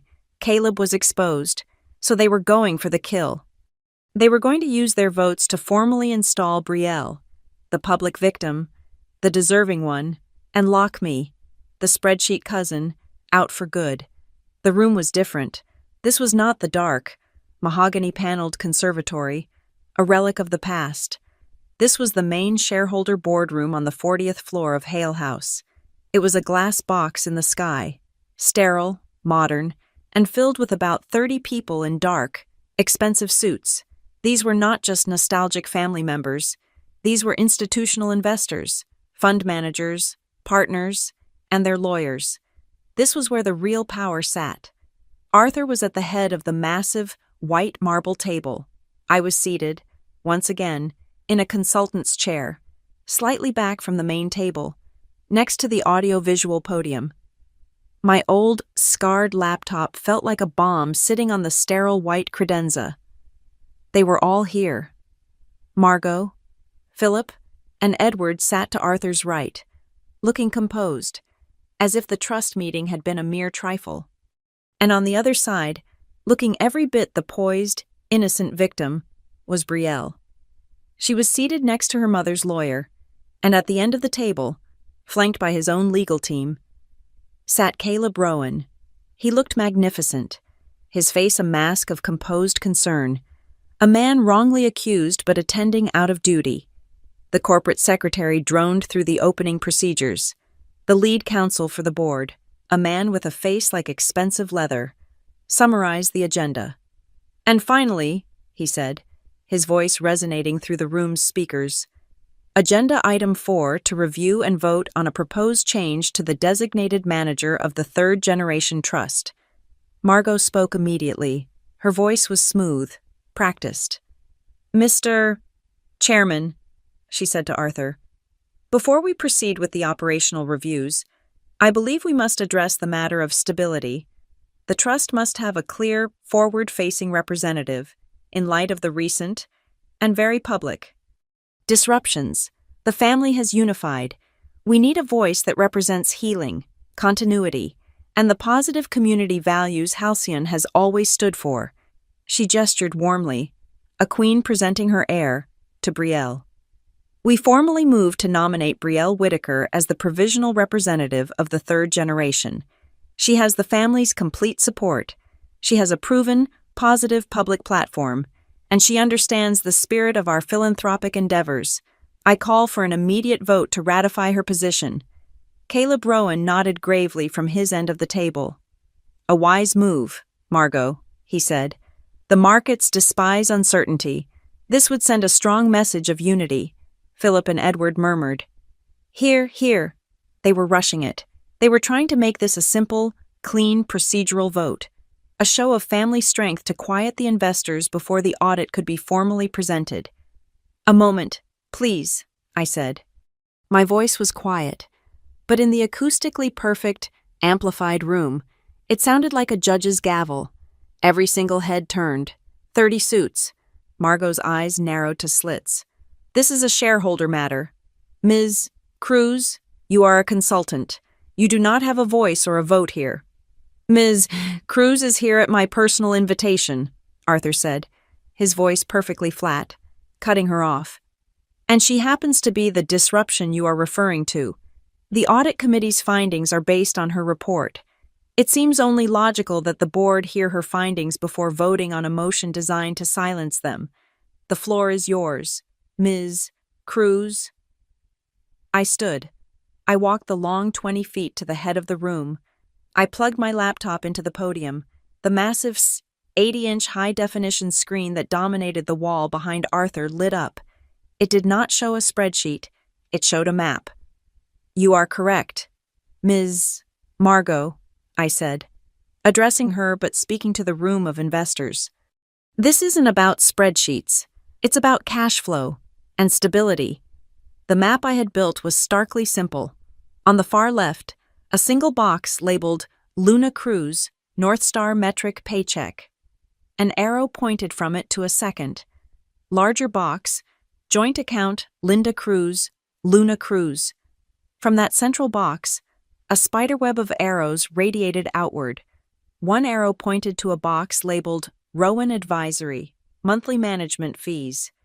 Another pointed to ADG Solutions, Artistic Grants. A third pointed to Euro Travel Services, Paris. From this cluster of shell companies and fees, a final set of thick red arrows converged on a single, massive box on the far right of the screen. This box contained a collage of brightly lit images, Brielle, in Paris, toasting the Eiffel Tower, Brielle, on stage at Iron Hall, conducting her masterclass, Brielle, smiling from her private studio at Granite Yards. "For 5 straight years," I said, my voice steady, amplified by the microphone. "I was told I was helping my mother pay her rent and utility bills. As you can see, that was not the case. I was, in fact, the primary, and entirely unwitting, investor in Brielle Whittaker's lifestyle brand. My salary was being systematically siphoned from my mother's account by her kind advisor, Caleb Rowan, and funneled into his own shell companies to fund this artistic endeavor. This was not a family stipend. Gentlemen, this was a private, off-book, an entirely fraudulent transfer of funds, orchestrated by a man billing this corporation as a trusted fiduciary." A low murmur went through the room. The investors, the ones who lived and died by data, were looking at Caleb Rowan. His mask of concern was still there, but it had tightened. "But that," I said, my hand on the mouse, "is just my personal money. Let's talk about Halcyon Forge's money." I clicked to the next slide. The screen split. On the left, a perfect, high-resolution screenshot of Caleb Rowan's Instagram post from 1 year ago, him, at the logistics trade show, smiling, holding up a piece of used equipment. His caption, "Great finds. Big things coming for B Solutions." The original, etched serial number on the scanner was clearly visible. I had circled it in red. On the right, the fraudulent invoice from BRS Solutions, billing Halcyon Forge for $80,000 for 6 new model X200 diagnostic scanners, and below that, my own photograph, taken 2 nights ago in the Brookspan Depot. The new, glued-on serial number plate had been peeled back, revealing the exact same etched serial number from Caleb's Instagram post. "Mr. Rowan," I said, turning to face him down the long table, "build this company for $80,000 for new, top-of-the-line equipment." He then went to a trade show, bought discontinued, used junk for what his post called a steal, spray-painted it, glued on fake serial numbers, and had it installed, pocketing the entire difference. He wasn't just stealing from you, he was bragging about it on social media. I clicked to the final slide. This is one of 17 such fraudulent invoices from BRS Solutions alone. This is the forged digital signature stamp he used to approve them. This is the power grid data from the unlicensed kitchen at Gray Line. This is the booking log from Iron Hall. I picked up my personal phone. This is a complex fraud, and it deserves more than a 7-minute presentation. I have compiled all the raw, verifiable evidence, the invoices, the metadata, the signature comparisons, the social media timestamps into a single, secure data room. I am emailing the access link to every member of this board and their legal counsel right now. I hit send. A beat of silence. Then, all around the marble table, phones buzzed, and for the next 60 seconds, the only sound in the room was the sound of million-dollar investors and their lawyers scrolling, reading, and absorbing the undeniable truth. I watched their faces. I saw a fund manager from Chicago show his screen to the man next to him. I saw a lawyer zoom in on the signature file. This was no longer my presentation. It was their discovery. "This is theater," Margot finally snapped, her voice high and thin. "This is a fabrication. We don't know what's in these files. This is a data dump. It means nothing. It is a lie." Caleb Rowan surged to his feet, his chair scraping back. His mask was gone. His face was red, his voice shaking with genuine, desperate rage. This is media cut and paste, a disgruntled, fired employee taking photos out of context. This is slander, not an audit. I will not stand here and be assassinated by a child with a laptop." "You won't have to, Caleb," Arthur said, his voice dangerously mild. He nodded to a woman in a plain blue suit, sitting quietly against the wall, whom no one had noticed. "Ms. Davis, from Deloitte, our new, independent, forensic auditor.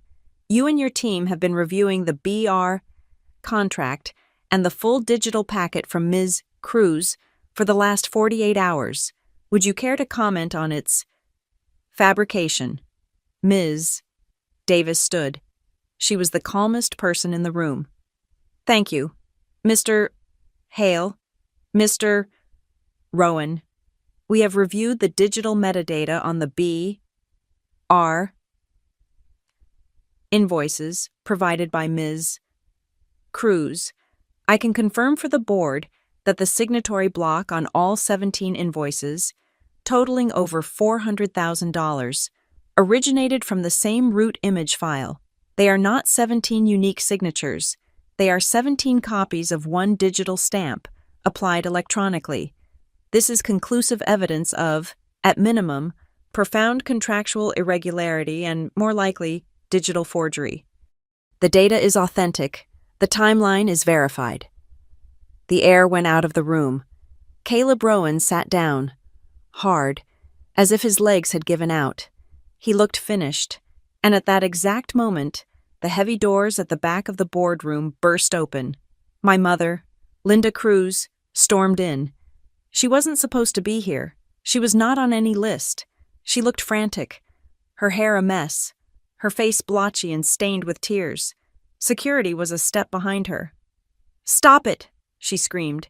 She looked past the investors, past Arthur, past Caleb, and her eyes, filled with a lifetime of fury, locked on me. "Stop it right now. Luna." The entire room of stunned shareholders stared as this unknown woman marched toward the table. "What are you doing?" she sobbed, her voice cracking. "You're killing this family. You're destroying us. Caleb is a good man. He helped us. He helped you when no one else would. You are ungrateful, and you are killing your family. You are killing me." The accusation just hung there, vibrating in the billion-dollar room. "You're killing the family." I looked at my mother. I saw her desperation.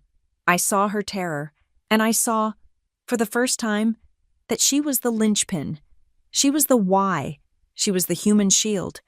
The emotional justification that Caleb had hidden behind for 15 years, as long as he was helping poor, victimized Linda. His actions were not theft. They were kindness. I had not just exposed him, I had exposed her. I waited. I let the silence draw out, until her sobs were the only sound. My voice, when I spoke, was very low, and the microphone picked up every word. "No, Mom," I said. I'm saving what's left of it." She stared at me, her mouth open, as if she was seeing a stranger. The security guards gently, firmly, took her by the arms and escorted her from the room. The doors clicked shut. The silence that followed was absolute, forensic.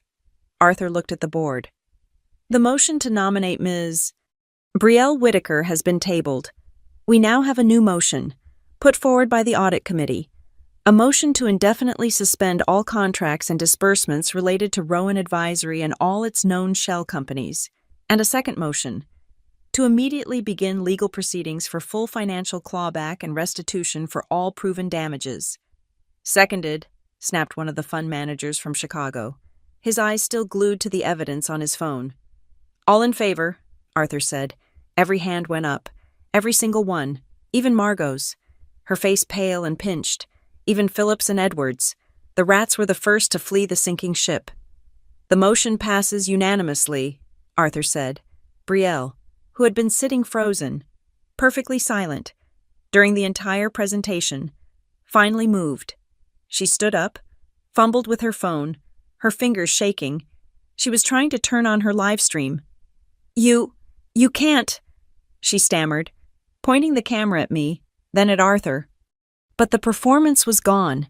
The tears were real now, but they were tears of panic, not art. There was no script for this. She just looked, small and irrelevant. She turned and fled the room. A minute later, my phone buzzed with an alert. "Brielle Whitaker is live." I clicked the link. It was a jerky, tearful video of her in the elevator, but the comments section was chaotic. Someone had already posted a link.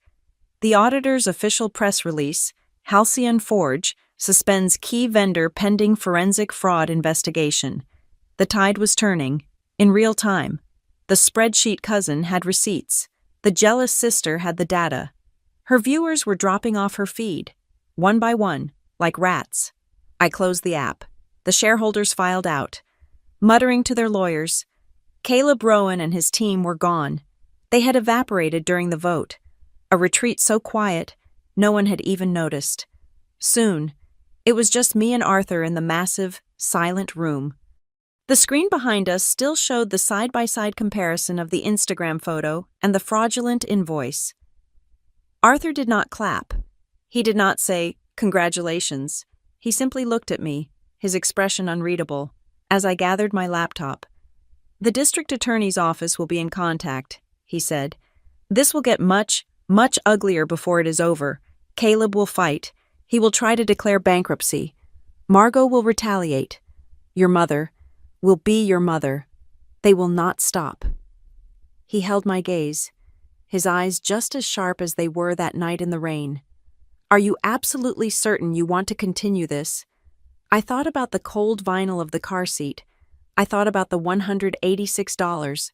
I thought about the deep, white scratch down the side of my door.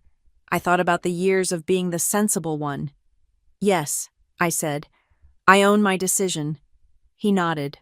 Once, a small, satisfied movement. The corporate secretary, who had been quietly gathering his papers by the door, paused. "Mr. Hale, shall I send the notice for next week's special session?" "Yes, Mr. Davies, you may." "And the agenda." Arthur looked at me, then back at the secretary. Item 1. The formal plan of succession. The victory in the boardroom was not a celebration. It was the starting gun for the next attack. The sharks, having tasted blood, were now in a frenzy. The next morning, an emergency alert appeared on my laptop. It was not from Arthur, it was from the corporate counsel's office. Cinderline Health, one of Halcyon's largest and most important partners, a 9-figure contract that anchored our entire logistics division, was threatening to pull out. Their letter was brief and brutal. It cited the recent public family instability and the abrupt and chaotic suspension of key vendors. Caleb, it specifically mentioned a change of control clause in their contract. If Halcyon Forge could not provide immediate and verifiable proof of a new, stable, and transparent internal control system within 72 hours, Cinderline would enact the clause, terminating the partnership and triggering a catastrophic penalty fee. This was Margot's move. She and the cousins I'd humiliated were now on the Cinderline board calls, sowing dissent, painting a picture of chaos. Caleb was gone, so they were pulling the pin on a grenade, hoping to blow up the entire division just to blame me for the shrapnel. If this deal collapsed, I would not be the savior. I would be the consultant who cost the company its biggest client. I was in Arthur's office 5 minutes later. The mood was grim. "Margot is actively obstructing," Arthur said, his voice a low growl. "She is telling Cinderline that you are a rogue element, that your audit was a personal vendetta, and that there is no system in place, only chaos." "She's right," I said. Arthur looked up, his sharp eyes questioning. "She's right," I repeated. "I haven't fixed the system. I've just been plugging holes. They don't need a new manager. They need new rules. They need a governing process that isn't based on who you know or what your last name is. And you believe you can build and implement such a system in 72 hours. I don't have a choice," I said. He stared at me for a long, silent moment. Then he picked up his phone. "Mr. Davies," he said to the corporate secretary, "draft an executive order, effective immediately. I am granting Ms. Luna Cruz full, temporary signing authority over all internal control protocols and vendor management contracts, company-wide. She will have the full power of my office. Notify the board." He hung up and looked at me. "The clock is ticking. Ms. Cruz, do not fail." I did not go to the boardroom. I went back to my dorm room. I pulled out a fresh legal pad. At the top, I wrote the ownership code. I was an analyst. I built systems. This was the most important one of my life. I started writing. Rule 1. All contracts under $10,000 must have a minimum of 2 competing bids. Rule 2. All contracts over $50,000 must be reviewed by the Independent Audit Committee. Rule 3. All vendor relationships must be recertified annually. No evergreen or exclusive contracts. Rule 4. Any family or community use of a corporate asset must be logged, justified, and approved via the central booking portal, with all associated costs billed to the relevant trust. I wrote 12 rules in all. Clear, simple, logical. They were rules that any healthy, transparent company would already have. At Halcyon, they were a declaration of war. But rules on paper are just theories. I needed them to be real, and I needed them to be fast. I couldn't do it from the top floor. I had to build it from the ground up. I sent out 3 emails from my Halcyon Pilot account. I summoned Henderson, the tired floor manager from Grayline Cold Storage. I summoned the dispatcher from Brookspan Logistics. I summoned Sal, the day shift attendant from Granite Yards, the one who had watched me with angry, suspicious eyes, the one who was now working under my new, transparent QR code system. They met me in the Spartan dorm room, shuffling in, looking suspicious. 3 men who had been ignored by the family for a combined 50 years. "This is the new draft of the company's operating rules," I said, handing them the pages. "I'm not asking you to approve it. I'm asking you to help me write it. What's missing? What's the scam I haven't seen? How do we stop the next Caleb Rowan?" For the first hour, they said nothing. They were terrified. Then, Henderson, the oldest, tapped Rule 4. "This is good," he grunted, "but logged isn't enough. They'll just log it. We need a cost center impact report. Make 'em show, in dollars, what it's costing my division when they turn my freezer into a bakery." "Done," I said, amending it. Sal, the parking attendant, spoke up. "This bid thing," he said, pointing to Rule 1. 2 bids ain't enough. They'll just get 2 of their buddies to bid. You need a public, open portal, and you need to show the losing bids. Make the choice public." "Done," I said. For the next 6 hours, we built it. We hammered out the details. We created the process, the forms, the penalties. We forged a system, not of family values, but of radical operational transparency. It was the first time in their careers anyone had asked them how to actually run the company. With 36 hours left on the clock, Cinderline Health's legal team emailed, "We appreciate your drafted rules. However, we require a physical random spot check of the assets to verify these new controls are not just theory. We will be on site tomorrow at 10 a.m. They were calling my bluff. They expected to find chaos. Margot had probably told them which asset to pick, Brookspan or Grayline, the sites of the disruptions. When their team of 3 black-suited lawyers and 1 very skeptical-looking operations chief arrived, I did not take them to Grayline. I took them back to where it all began. I took them to Granite Yards. "This," I said, standing by the now repaired, freshly painted entrance gate, "is the template. This lot was losing $3,000 a month. Today, it is one of our most profitable small-cap assets." "How?" the operations chief asked, his arms crossed. "By replacing trust with data." I took them to the attendant booth, the one I had suspended. It was now a small, clean, automated hub.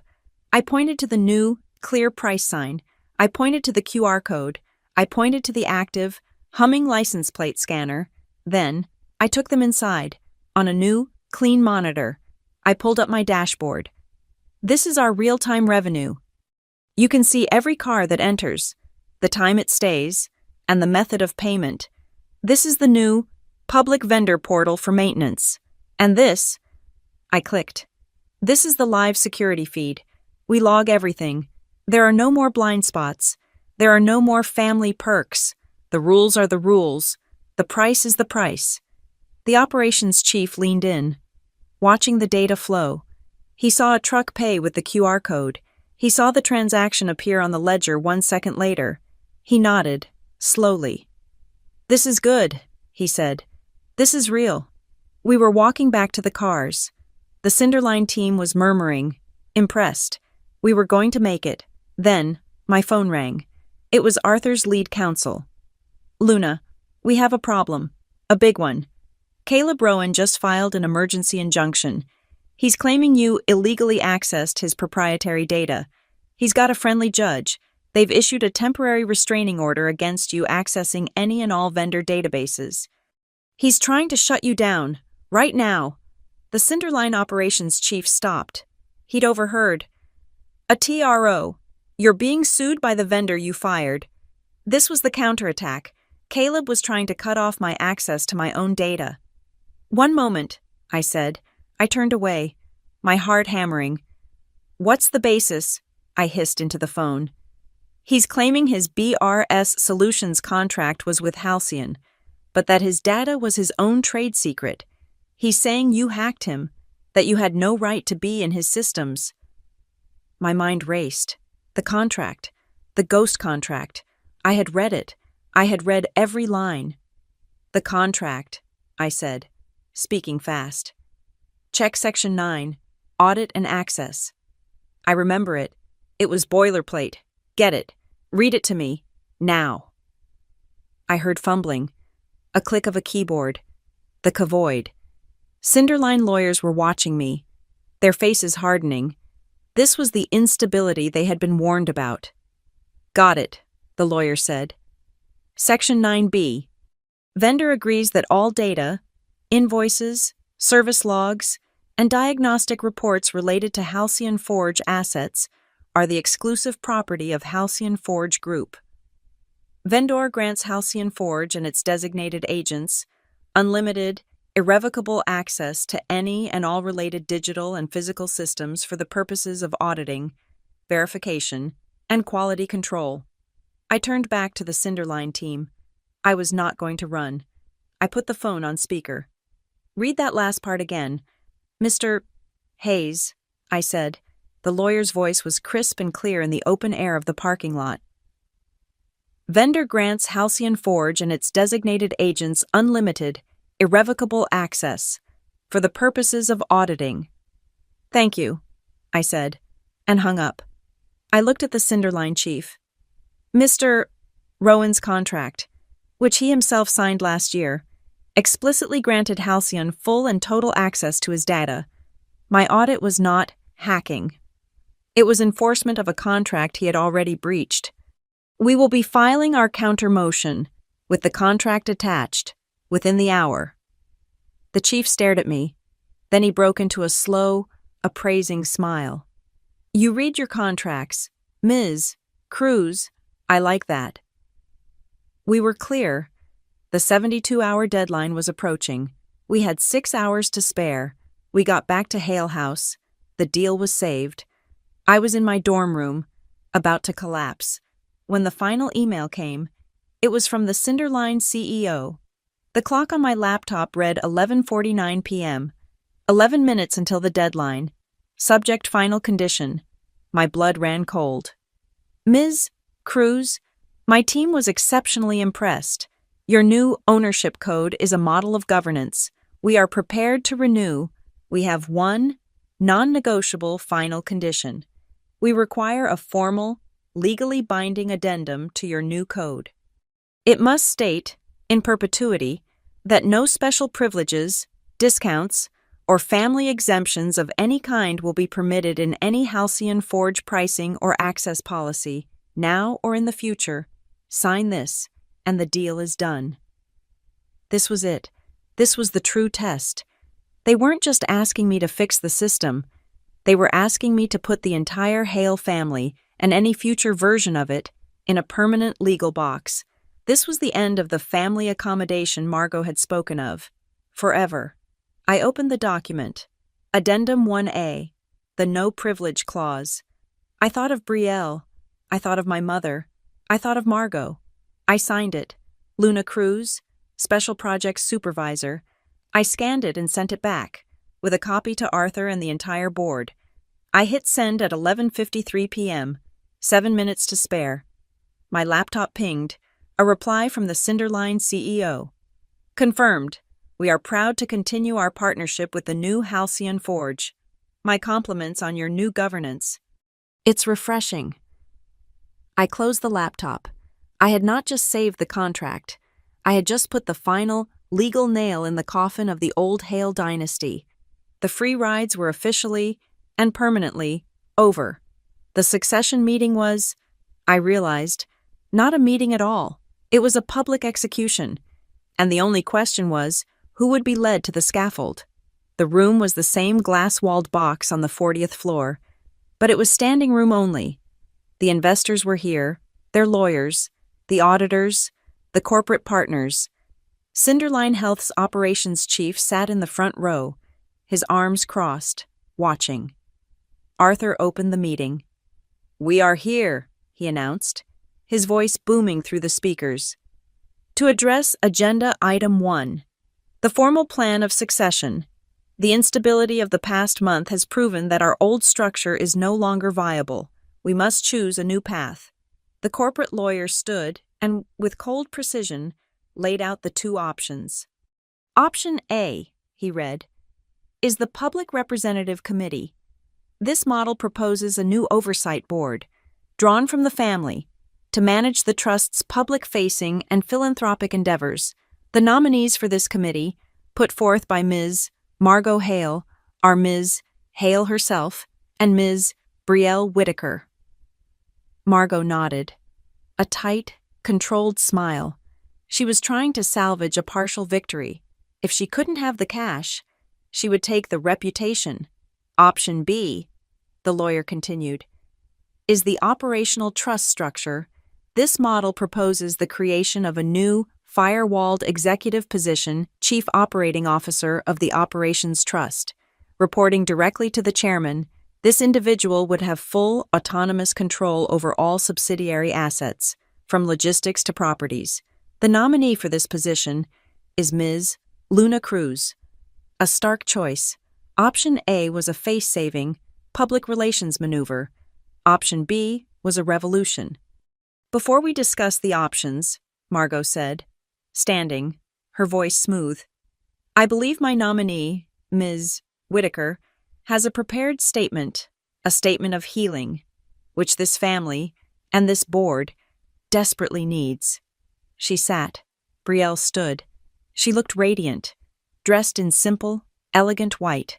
She held a single piece of paper, and her hands trembled just enough. She was giving the performance of her life. "Thank you, Aunt Margot," she began, her voice soft, catching. I just want to say that I forgive her." The room was utterly silent.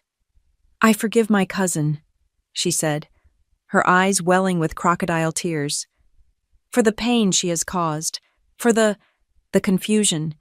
She came from a different world, a world of spreadsheets, not of people. She didn't understand what she was doing. She didn't understand the art of family. She tore down good men, like Mr. Rowan, out of that confusion. And I know this family can heal. And I want to be the one to lead that healing, to bring us back to our values of community and trust." She sat down to a scattering of confused, awkward applause.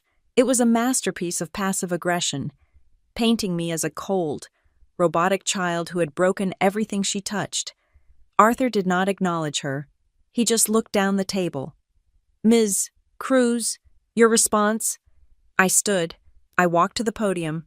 I plugged in my laptop. "I am not here to talk about forgiveness," I said.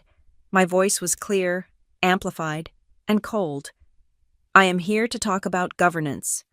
The screen behind me lit up, not with a spreadsheet, but with a clean, severe document. The ownership code, a 12-point plan for a new halcyon. Option A proposes we return to a system of feelings and trust. I propose we replace that system with one of data and rules. I did not list the rules. I did not have to. I clicked to the next slide. This code is not a theory. It is a legally binding contract. This is the addendum signed 72 hours ago with Cinderline Health, our largest corporate partner. The Cinderline deal was saved not by healing, but by the implementation of this code. Specifically, the no privilege clause, which legally ends the family accommodation system that allowed this company to be bled dry for decades. The Cinderline Ops chief in the front row nodded. Once. And these, I clicked again, are the results? This is not a projection. This is the actual bottom line recovery from the 5 assets I audited, projected forward for 1 fiscal year, a net recovery and savings of $12.4 million. The investors were not looking at Brielle's tear-streaked face. They were looking at the number. Option A, I concluded, is a return to the disease. Option B is the cure. The choice is yours. I sat down. The room was quiet. Margot looked furious. Brielle looked, for the first time, genuinely confused, as if she could not understand why her tears had failed. "Thank you, Ms. Cruz," Arthur said. He turned to the room. "Before we call for the vote, my personal counsel has one final piece of documentation to present to the board. It was signed this morning, at 6 a.m. A new man, an older lawyer I had never seen, stood up, holding a single, bound document, a collective intake of breath. "Mr. Hale," the lawyer began, "has executed a final addendum to his last will and testament." The room went dead. Margot's face went from pinched to ashen. "The addendum," the lawyer read, his voice dry, "stipulates the following: the shares and control related to the Hale Family Philanthropic Trust and the Hale Community Arts Endowment will remain as previously structured, to be managed by the family committee." Margot let out a small, relieved breath. She had won her peace. "However," the lawyer continued, and his voice became hard, "the primary controlling interest, the supermajority voting shares, of all operational assets, Halcyon Forge Group, Halcyon Logistics, Halcyon Properties, and all subsidiary assets will be placed into a new, irrevocable working trust." He paused, looking at the page. "The sole beneficiary and designated manager of this new operational trust shall be the only heir of my bloodline who, when tested at their lowest point, proved they understood the fundamental nature of ownership, the only one who, on the night of," he named the date 35 days ago, "could prove they owned a single asset, free and clear, and who then successfully defended that asset, and all others placed under their care." The lawyer looked up from the page, his eyes scanning the room, and then landing on me. "The sole beneficiary and manager of the Halcyon Operations Trust is Ms. Luna Cruz." If the room had been silent before, it was now a vacuum. Brielle looked like she had been struck. Margot's mouth was open. Arthur turned his chair, not to the board, but to me. He looked at me, all the way down the table, and the investors turned to look, too. "That night, Luna, in the rain," he said, his voice quiet but caring. I did not ask. "Do you need money?" I did not ask. "Are you okay?" I asked. "Do you own this car?" I had to know. I had to know if you were a spender or an owner, if you would accept the responsibility and the choice that comes with it. You did. This is the consequence of that choice. The lawyer cleared his throat. Not finished.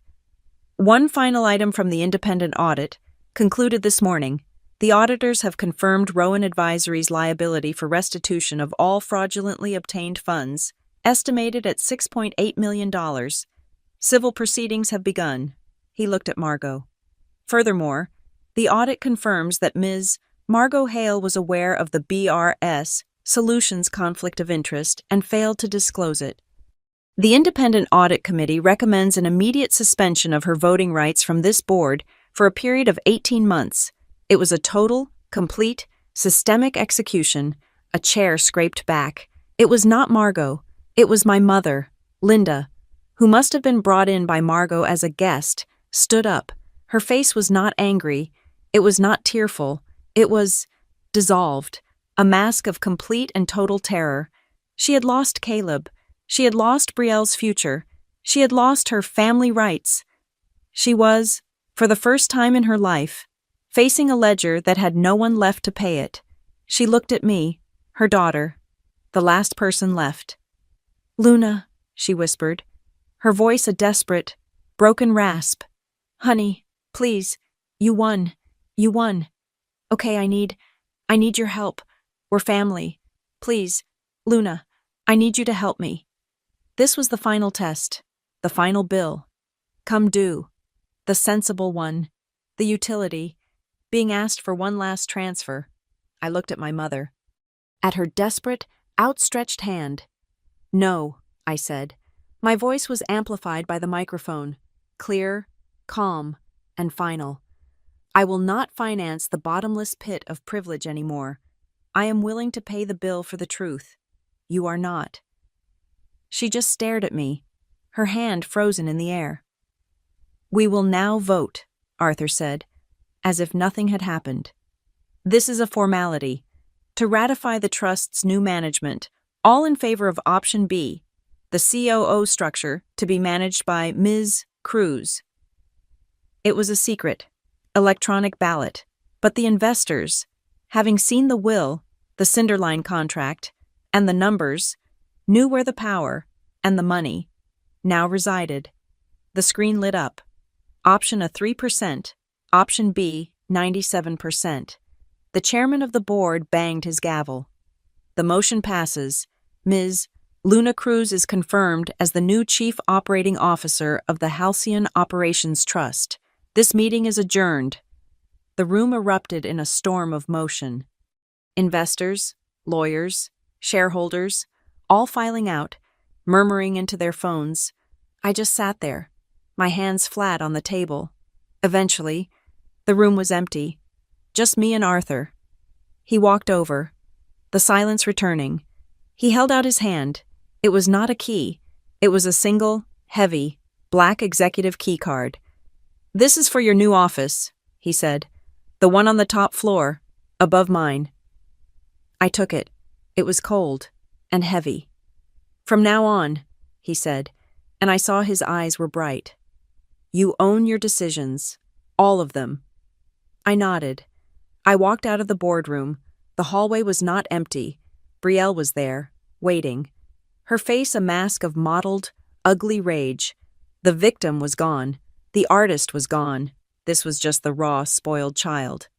You, she hissed, her voice low and venomous. She actually lunged at me, grabbing my arm. You took everything. You humiliated me. You have to fix this. You owe me. Give me back my access.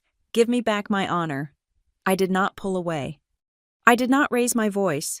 I just looked at her hand on my arm until she let go. I took out my phone. I pulled up the Sentry 2-hour-old Cinderline contract. I held the screen up for her to see the addendum I had signed. The no privilege clause. This is the new law, Brielle, I said. It's legally binding. Honor doesn't have a friends and family discount. She stared at the words, her mind unable to process a rule she could not charm or cry her way around. Behind her, leaning against the wall, was Linda. My mother. She just stared at me, at this final, cold, efficient stranger who used to be her daughter. She did not say a word. She just watched, and then, as I turned to walk away, she slid down the wall and slowly backed away. I walked to the executive elevator. The doors opened. I stepped inside. The doors closed. The mirrored steel reflecting only me. I was, for the first time in my entire life, completely, totally, and absolutely alone. But I was not lonely. The elevator opened onto the top floor. The office was vast, walled in glass, overlooking the whole of Riverton. The desk was a single, massive piece of polished, dark wood. It was empty. I reached into my pocket. I took out two things. I placed my old, worn, creased car registration on the gleaming wood. Next to it, I placed my new, heavy, black ID card, Luna Cruz, Chief Operating Officer, my phone buzz, a new message, on the new, secure Halcyon line. It was from Arthur. Tomorrow, 7:12 a.m., the transfer begins. I looked out the window. The city lights were just beginning to glitter against the dusk. My city, I smiled. From a single car to an entire system. It was all, finally, mine to own. Thank you so much for listening to my story. Please let me know where you're listening from in the comments. I would love to connect with you and hear your thoughts. And do not forget to subscribe, like the video, and give it a huge boost by hitting that hype button so more people can hear this.